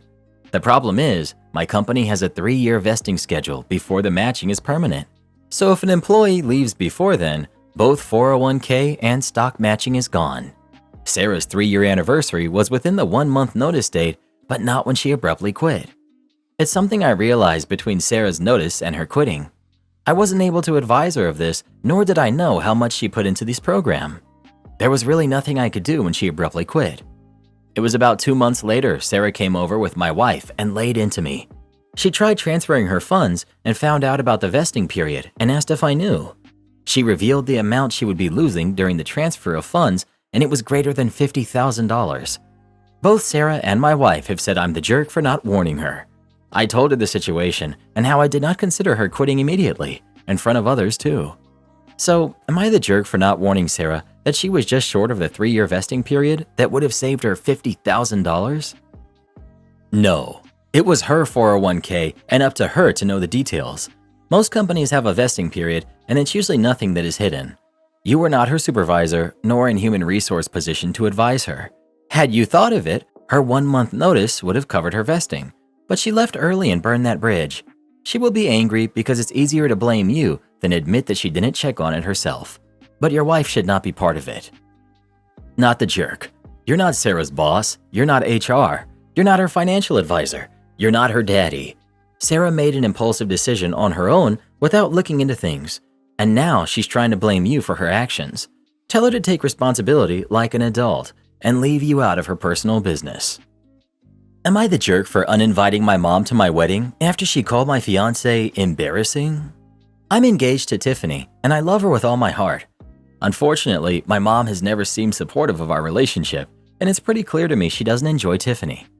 This has been a huge point of contention between my mother and I've made it clear that she needs to begin making an effort if she wants to be in our lives. She continues to try to get away with excluding her, so I've had to come down hard with boundaries. Recently, my mom was going to a touring production of a Broadway show that Tiffany has been dying to see, but was unable to get tickets to. My mom was going with her sister, who woke up with a fever and chills, so she was going to invite her secretary as her friends happened to be out of town. I told my mom it was ridiculous that Tiffany wasn't even her fourth choice. I explained this was deeply hurtful and asked her to consider her future daughter-in-law over her assistant. She ended up letting Tiffany go, but when it was time to go, I saw my mom's face change. Tiffany is a huge girly girl and just loves to dress up, which unfortunately she doesn't get many chances to do at the moment. She went all out for the show in a floor-length sparkly number with her hair done up and beautiful makeup. My mom was wearing flare leggings, a sweater, and Converse, and didn't even try to hide her disgust. She asked if Tiffany was aware that no one dressed up for the Performing Arts Center. Tiffany admitted she might have gone a little overboard, but explained she just loves to dress up. My mom complained that she was going to feel embarrassed. I told her to stop, and they went on their way. Well, it has recently come to my attention that my mom texted my aunt, including pictures of Tiffany taken without her knowledge, and complained about how embarrassed she was. She said everyone was looking at them and some people were snickering. My aunt was making jokes back, and I became furious. I demanded my mom explain to me, and she said I was being ridiculous. She said she could talk to her sister about whatever she wanted, and we needed to grow up. She blamed me for pushing Tiffany on her in the first place and claimed it was super embarrassing, and everyone was giving Tiffany weird looks. I lost it and told her she was uninvited from our wedding if that's what she really thinks. She got really quiet and said, "Okay, if that's what you really want," and said I was unwilling to compromise or make things work. Now the rest of the family's calling me a jerk and saying I will regret not having my mom at my wedding. But Tiffany feels very happy and supported. Never in a million years did I think I would side with the mother-in-law over the wife in a story like this. But you're the jerk. Your mom is not obligated to invite your wife to things, especially one-on-one things. Your wife wasn't being excluded from a family event, and forcing your mom to give her extra ticket to someone she doesn't get along with is wrong. I love to dress up as much as the next person, but a floor-length gown is way too much, especially when your mom didn't want to invite her in the first place. Everyone sucks here except for Tiffany. You forced your mom to take your fiancé with her, knowing your mom doesn't like her and would likely be rude to her the whole evening. And when your mom started being rude before even leaving, you didn't think, "Oh, this may be a bad idea." Your mom is obviously a jerk, but you set up this situation and really shouldn't be surprised she acted like a kid. Tiffany sucks too for dressing inappropriately for the event. Dressing up for theater is common. Do I think Tiffany went overboard? Yes. But, and I say this as someone with over 2 decades of experience in theater, I can guarantee nobody at the show was paying attention to Tiffany the way mother-in-law is making it out, and she was in no way dressed inappropriately. Now, given that we're not talking about visiting the Opera House or actual Broadway and just some performing arts center, more casual is definitely the norm. But in general, people typically wear nice clothes to the theater, not yoga pants. But more importantly, without an explicit dress code, they're both allowed to wear whatever they want. OP sucks for trying to force the relationship. Mother-in-law sucks for being a bully. But if Tiffany wants to dress up in a sparkly dress to go to the theater, more power to her. You sure nobody was laughing at her and making comments about her? Everyone's dressed up pretty casually, then you got Cinderella waltzing in. Today I messed up by getting banned from McDonald's. For the past few months, I'd been taking advantage of a promotional deal through a McDonald's app, where one can snag their breakfast sandwich for a mere $1.50, a significant markdown from its usual price of $4.89. A steal, right? These deals, as many of you might know, are often used as loss leaders by companies to draw customers in, with the hope that they'll purchase additional items at regular prices. However, my transactions with McDonald's were purely transactional. I was there for the deal and nothing else. My order history was a monotonous stream of $1.50 breakfast sandwiches and nothing more. To me, it was a way of maximizing value from a company that surely wouldn't miss a few dollars here and there, especially given their billion-dollar revenue. But it seemed my frugal tactics caught the eye of the McDonald's account review team. This morning, as I attempted to log in and claim my daily dose of discounted breakfast, I was met with a message that struck me as both absurd and slightly flattering. My account had been banned for misusing their promotional deals. At first, I thought it was a mistake. How could taking advantage of a deal they offered be considered misuse? It's not as if I'd hacked the system or used illicit means to claim the offer. It was there, in the app, available for anyone to use. Yet here I am, cast out from the Golden Arch's digital embrace, all because I relish their deal a bit too enthusiastically. What puzzles me is the precedent this sets. Where do we draw the line between making the most of this offer and misusing it? Should there not be an expectation that customers will in fact use it?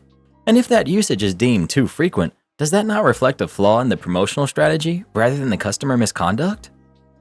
Just make a new email. Boom, new account. That's how I expected this post to end. Even then, aren't they still making profit on a $1.50 breakfast sandwich? I used to love McDonald's, but inflation has just made it I don't like them at all anymore. I got 2 McChickens and 1 large fry the other day. That was it, and my total was over $10. It's not worth it, dude. My Karen mother-in-law demands I eat her horrible cooking. I gave her a piece of my mind. My husband, who's 23, and I'm 21. We come from different cultures. For example, I'm an immigrant and I moved to America when I was just 12 years old. There are many things my husband and his family do differently than mine, things that I'm not quite accustomed to. One of them is how they prepare and season their food. To me, it's super bland, and the food combinations they choose don't seem to go together. For example, my mother-in-law puts mayo in literally everything. I've even seen her making a tortilla pizza with mayo as her base, which she offered to me. Each time she offers me food, I make up some kind of an excuse to avoid eating it, and I try to be as polite as possible about it. Unfortunately, after I invited her to dinner, she felt compelled to do the same for me, even when I told her it was not necessary. The next day, after the dinner we had together, she started making plans with my husband. When my husband brought it up to me, I told him I really didn't want to go, to which he replied, "My mom's food isn't that bad. Can't you just please deal with it for one day?" In most cases, I would have just sucked it up to maintain a good relationship with my mother-in-law, but I'm pregnant in my first trimester and I'm feeling extra nauseous. I honestly don't think I'd be able to keep the food down in the condition I'm in. My husband grew up eating her food, which is maybe why he doesn't think it's that bad. I mean, even my family thinks so. When my mom invited her over for a family get-together, she brought some pasta, which sauce tasted like a whole package of ketchup was dumped in it. I ended up venting to my sisters and mom about the issue, and they all gave me the advice to just be honest. My mom even said that if I don't be honest now, it's something I'll have to deal with for the rest of my life. So I decided to call her and express to her that I'm not accustomed to eating these types of foods that she's used to making, and since I'm pregnant, it'll be really hard for me to swallow the food because of my nausea. I even offered to teach her some recipes from my homeland that she seemed to really enjoy. It didn't go well.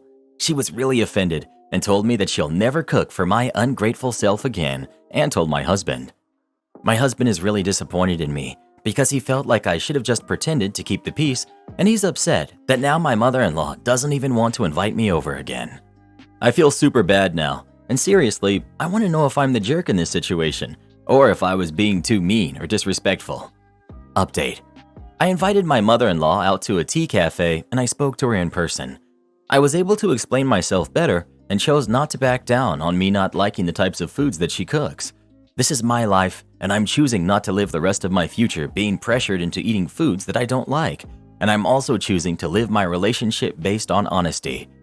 I had an honest discussion with my mother-in-law and explained to her that I love her as a person and appreciate the time and effort she puts into making my husband and I food, but I honestly do not like the type of foods that she chooses to make. I explained to her that it doesn't make her any less of a person or a bad cook, it's just my personal preference. She took it extremely well this time and apologized for insulting me. She told me that she has never been the best cook and would love to take me up on my offer to teach her some meals from my homeland. I ended up suggesting that we take cooking classes together, and she loved the idea. I think the little bump in the road gave us a stronger bond, and I'm glad that we were able to patch things up. I personally don't think the advice that I was getting from the majority of this sub was good advice, and I would recommend to anyone in my situation to be honest and kind. I even made it known to my mother-in-law that I would appreciate the same kind of honesty coming from her. And if she ever disliked food I made, or even a gift that I gave, to please let me know so I can make or get something that she'd enjoy. She even made jokes about previous gifts that I had got her. I mean, you called her up to tell her that you don't like her food? You wouldn't be offended if she did the same thing to you?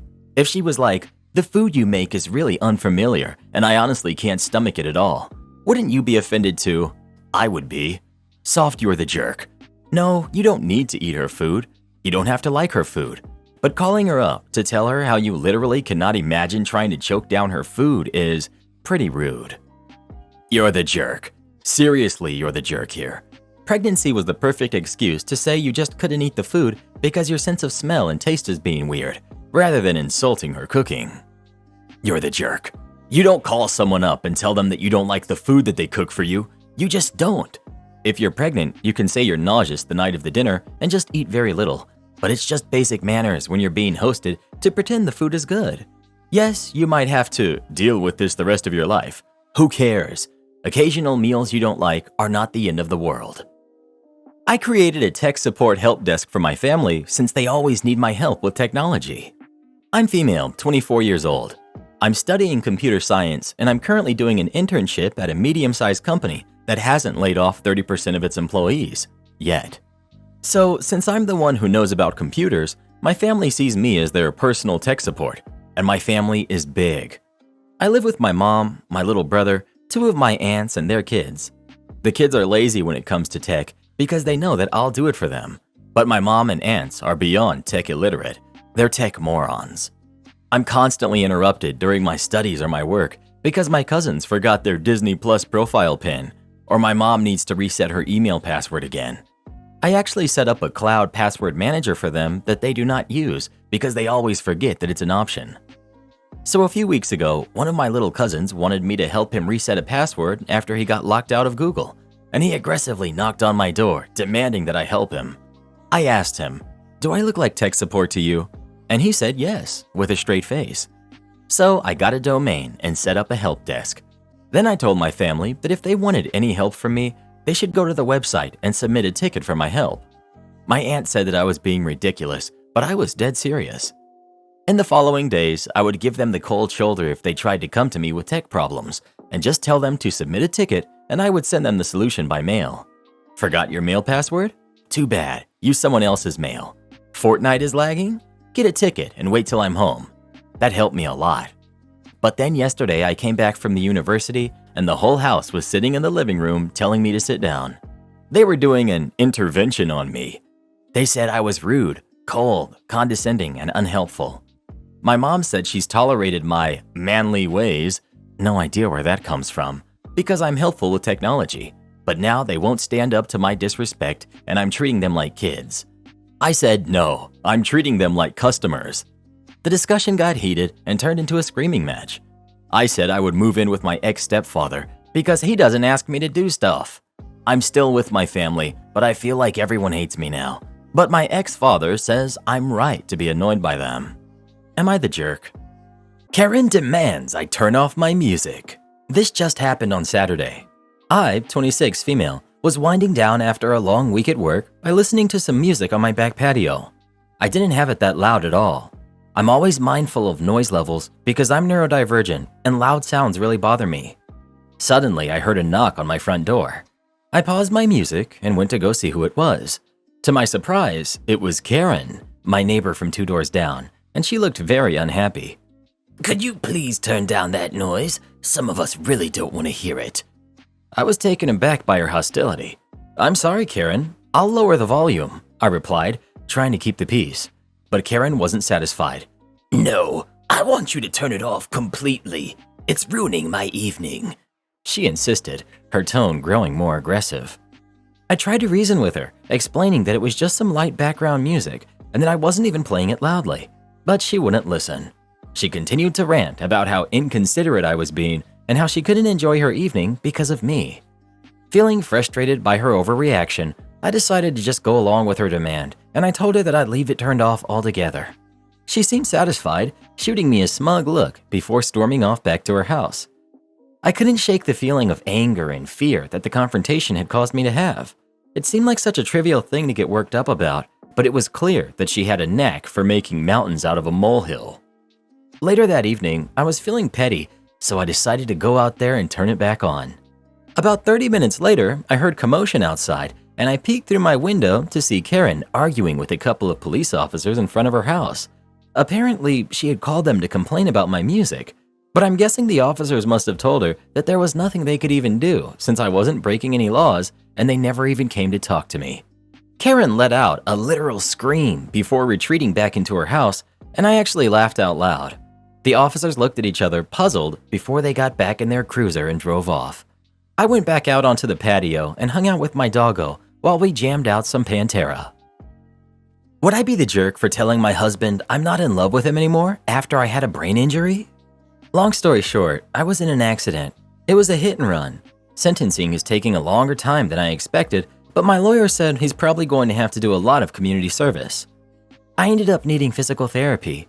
I had a brain injury, and my neuro said that I would have some challenges. I'm in PT. One of the things they said I would face is differences in mood and behavior. I haven't been moodier. In fact, my friends and family say I'm basically the same as before, but a little slower to get things. But the thing is, I don't love my husband anymore. He feels like a stranger to me.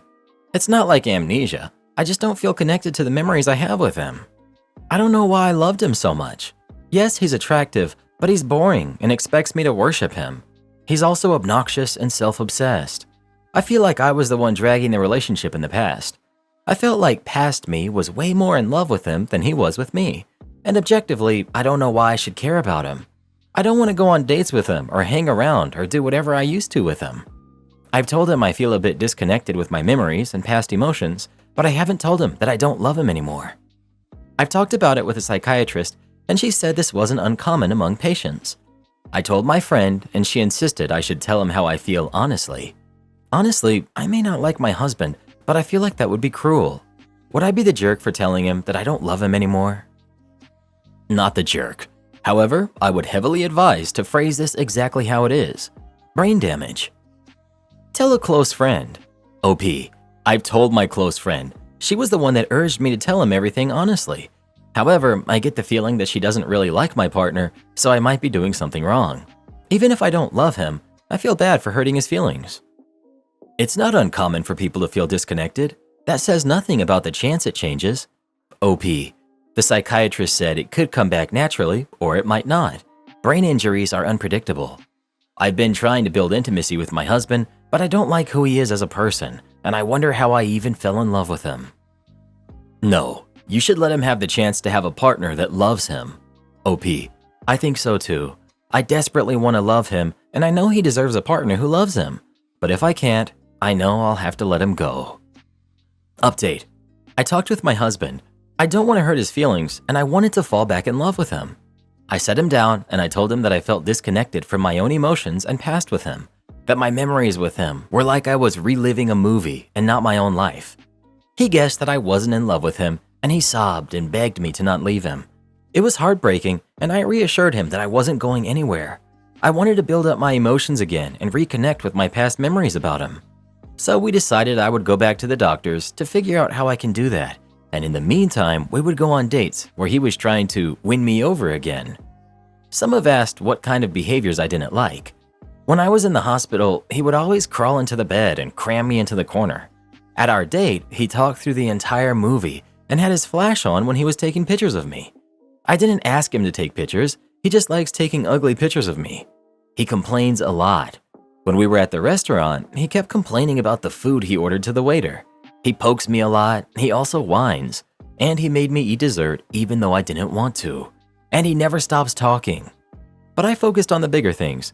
He's very attentive and affectionate towards me. He likes to buy me little gifts that he makes me try, and he was at my side the entire time, even if he did get kicked out by the nurses for being annoying.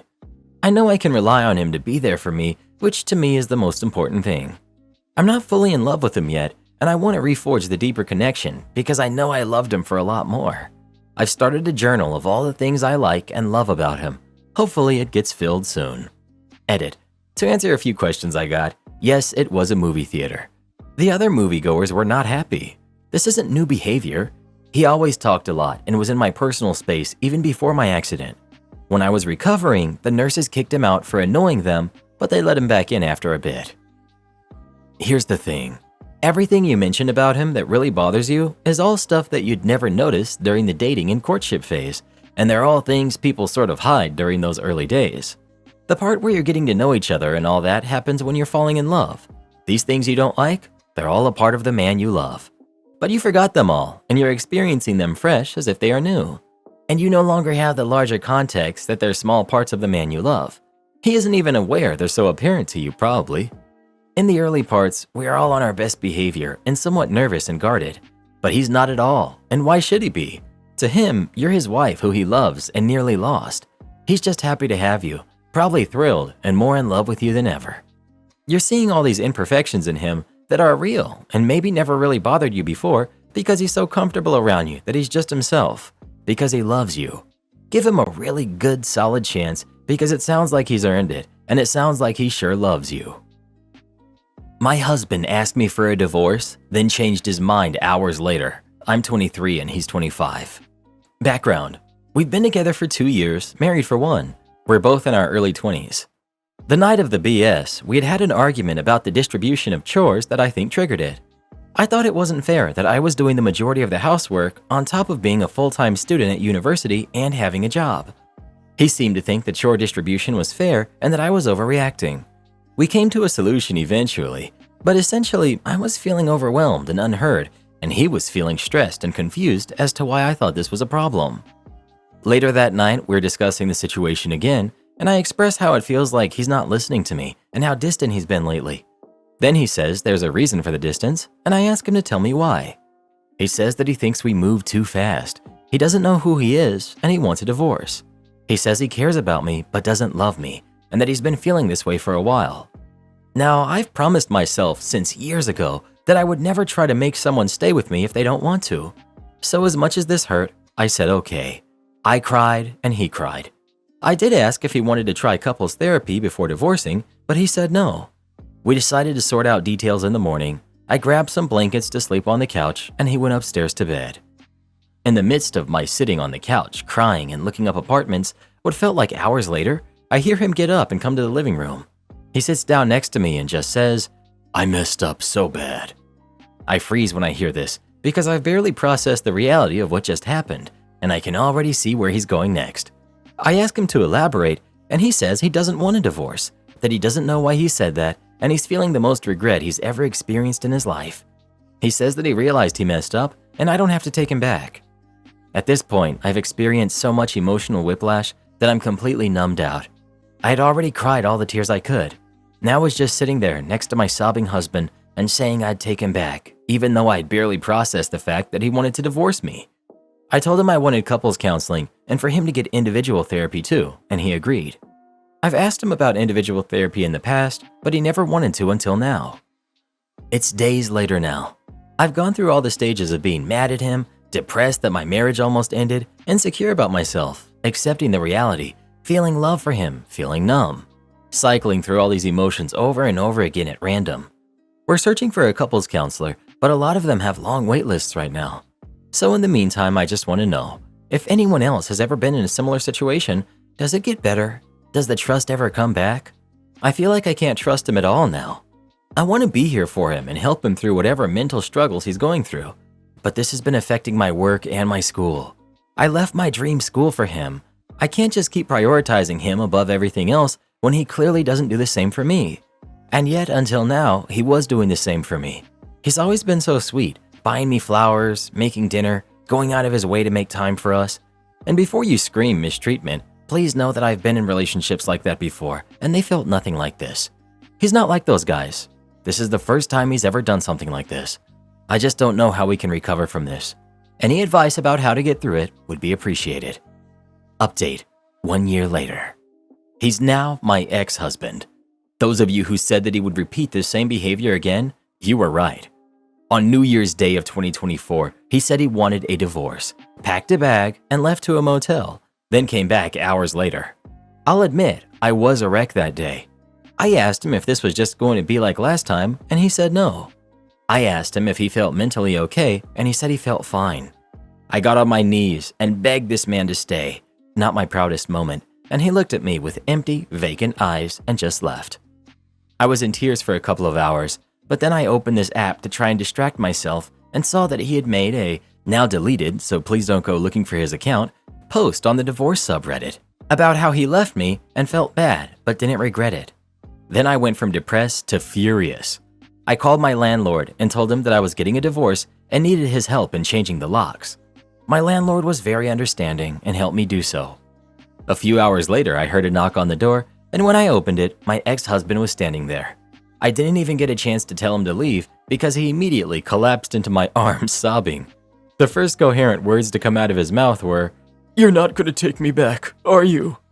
Reddit, I would love to say that I rejected him right then, but I didn't. Even after all of this, I was still hooked into his web of manipulation.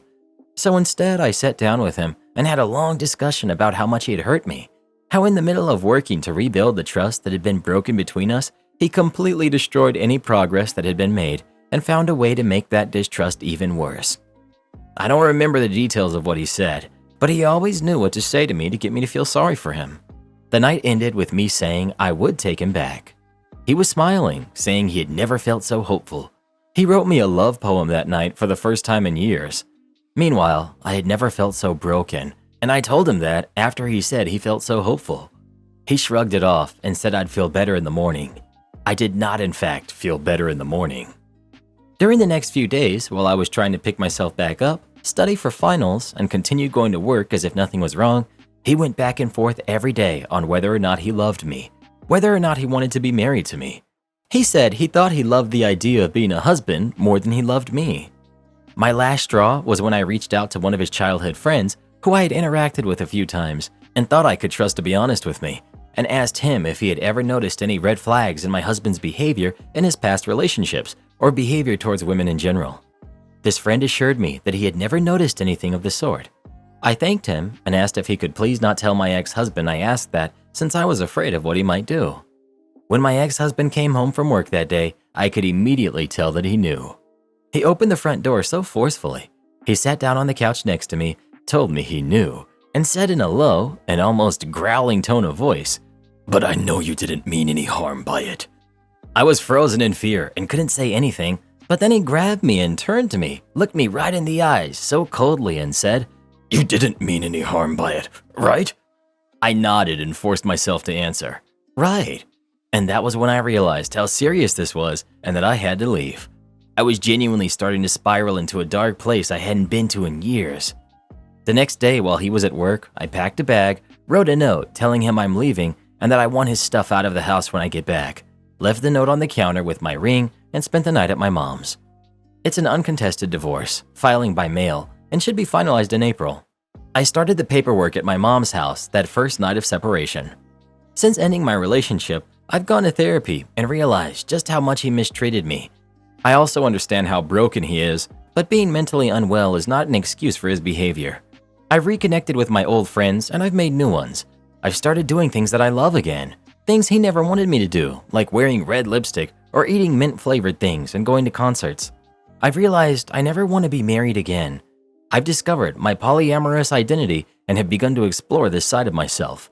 I have plans to move out of my hated hometown that he had dragged me back to. I feel so much more joy, freedom, and self-love than I ever did when I was in a relationship with my ex-husband. I won't be using this account anymore after this, as I have no need to. But I want to thank this community and the other Reddit subs I participated in. Thanks for your support and for telling me I deserved better. I now realized how true that was. My boyfriend and his kids have no respect for my things, and I'm getting fed up. I'm 30 female, he's 54 male. Recently, his 3 teenage daughters moved in with him permanently. We do not live together, but I stay at his house on weekdays. I live on my own, and I do a lot of online shopping, especially at Sephora. I gave his daughters a perfume each that I bought but never really wore, but now he's telling me that they would really appreciate it if I would actually take them shopping at Sephora.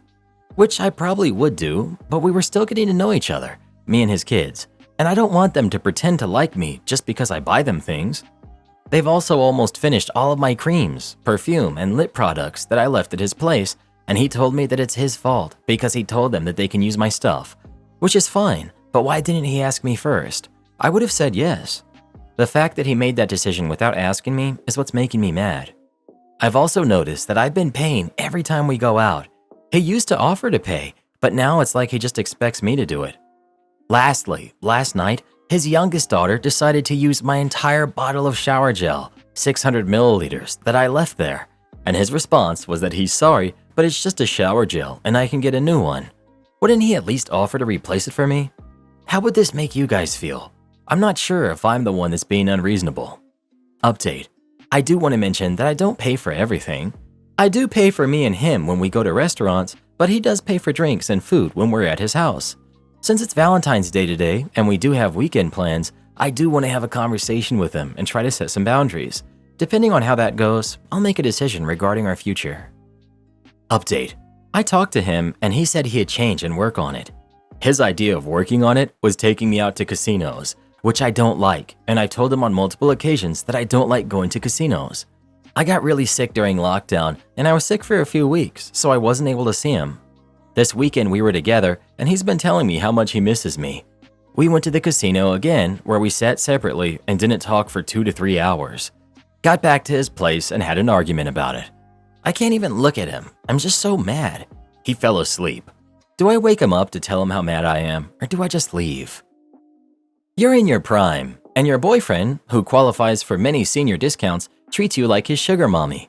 I recall your previous post about him giving your expensive products to his daughters and refusing to replace them, and always making you pay for all of your dates, and the way that he treats you is not right. And after all this, you're still putting up with this man's BS? If you don't leave his sorry butt behind and block him everywhere, then don't come back here complaining about him. I won't be satisfied until I know he's blocked. OP. Don't worry, he will be blocked once he calms down. He knows where I live, so I'd rather know if he's around for a while before I officially block him. Not dangerous, just avoiding awkward situations. Am I the jerk for asking for divorce when my husband spent the night at his ex's place? We've been married since September, together since 2019, expecting our first baby together. I love him very much. No other issues, but his dear friend Emma, who is also his ex-girlfriend. In the beginning, it was a lot of touchy-feely. Even before I knew they were exes, I found it odd. When I later found out that they were together for several years, I mentioned my discomfort to him, and at first he thought it was ridiculous, but later he respected my feelings and set boundaries. I don't consider myself the jealous type, not even remotely. My husband has a lot of friends, both male and female, and I trusted him like he trusted me. But sitting on my, at the time, fiancé's lap, acting cute and childish, was just a boundary that was crossed for me. He didn't come home Saturday, and he called me and said that he was very drunk and staying at his friend's house.